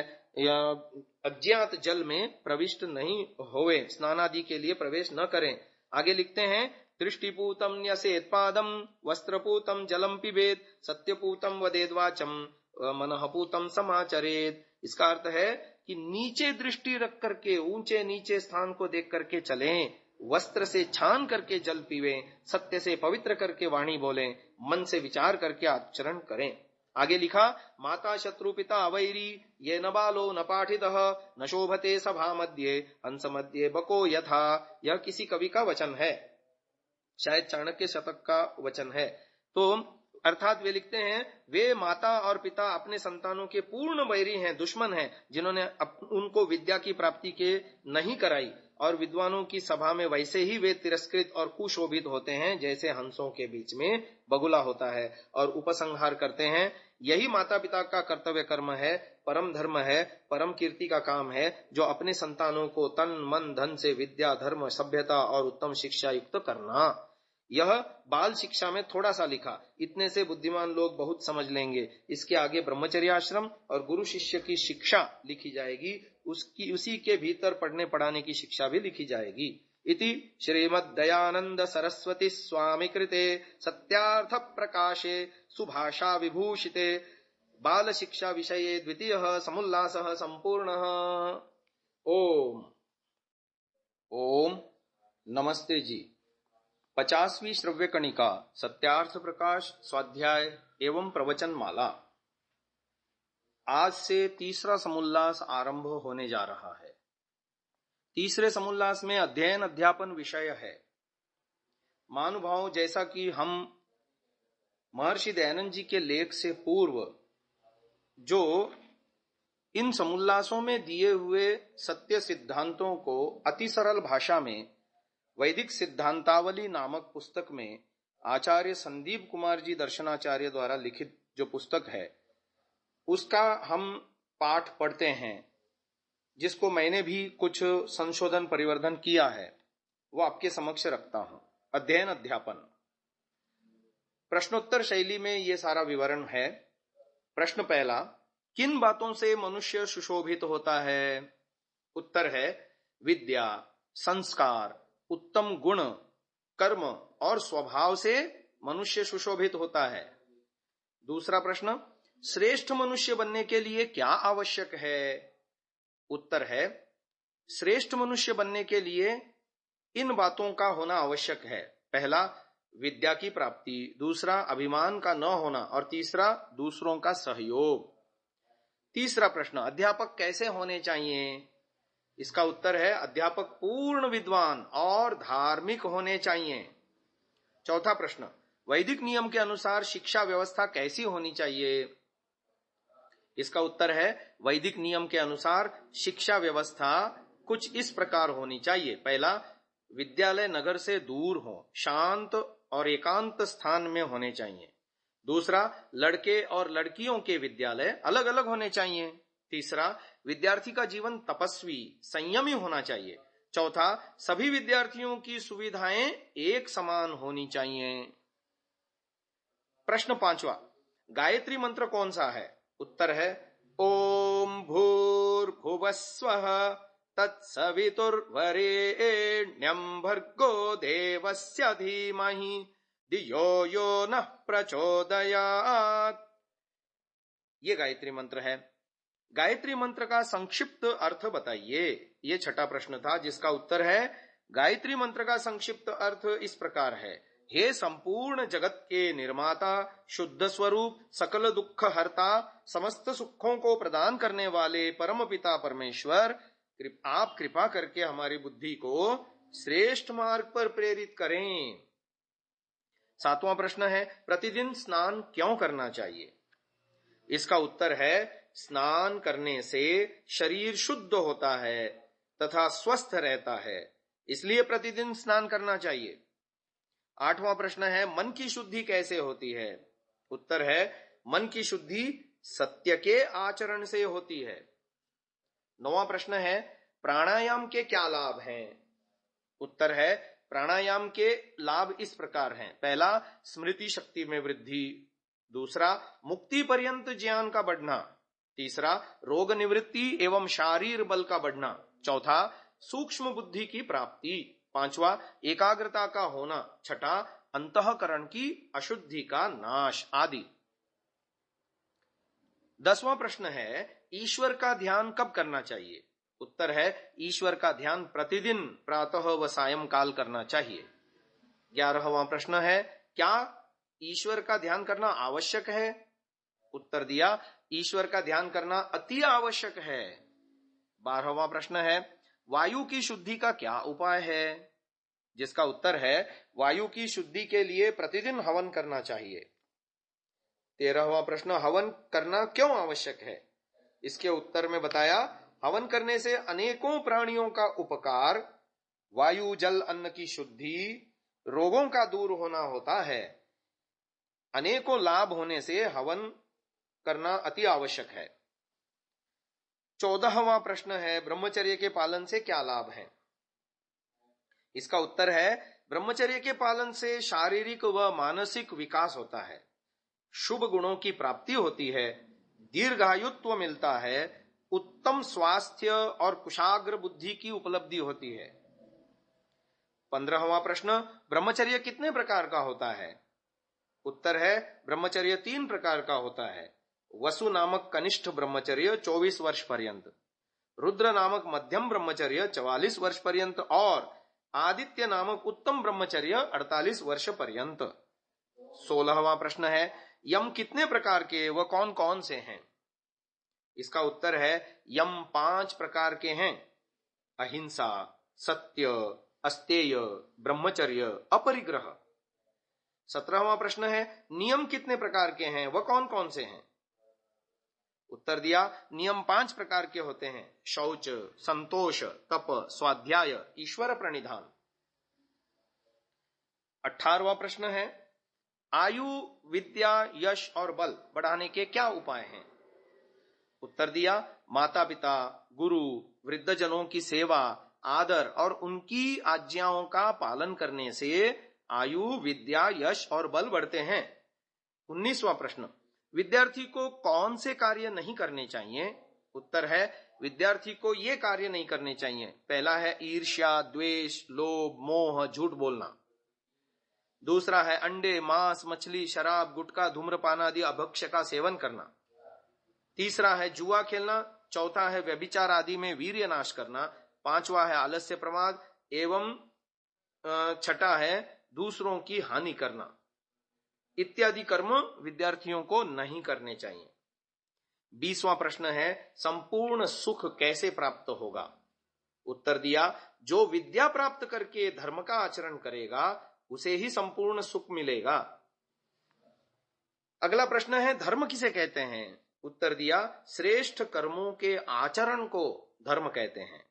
22वां प्रश्न है, धर्म का ज्ञान कहां से होता है? इसका उत्तर है, धर्म का ज्ञान वेद, ऋषियों के ग्रंथ, महापुरुषों के समान आचरण करने से होता है।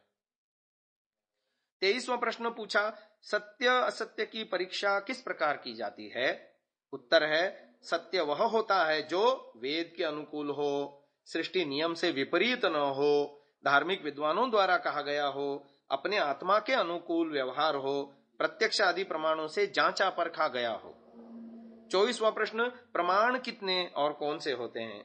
उत्तर है, प्रमाण 8 होते हैं: प्रत्यक्ष, अनुमान, शब्द, उपमान, ऐतिह्य, अर्थापत्ति, संभव और अभाव। 25वां प्रश्न है, प्रत्यक्ष प्रमाण किसे कहते हैं? उत्तर है, देखने, सुनने, गंध लेने, स्पर्श व स्वाद की अनुभूति से जो वास्तविक ज्ञान होता है उसे प्रत्यक्ष कहते हैं। 26वां प्रश्न है, असंभव बातों के 5 उदाहरण दीजिए। उत्तर दिया गया, असंभव बातों के 5 उदाहरण इस प्रकार हैं: पहाड़ उठाना, जड़ मूर्तियों द्वारा दूध पिया जाना, चंद्रमा के टुकड़े करना, परमेश्वर का अवतार लेना तथा मनुष्य के सींग होना। 27वां प्रश्न है, आत्मा के गुण कौन कौन से हैं? उत्तर है, इच्छा, द्वेष, प्रयत्न, सुख, दुख और ज्ञान ये आत्मा के गुण या लक्षण हैं, या इन लक्षणों से आत्मा जाना जाता है। 28वां प्रश्न है, 6 दर्शन शास्त्रों के नाम बताइए।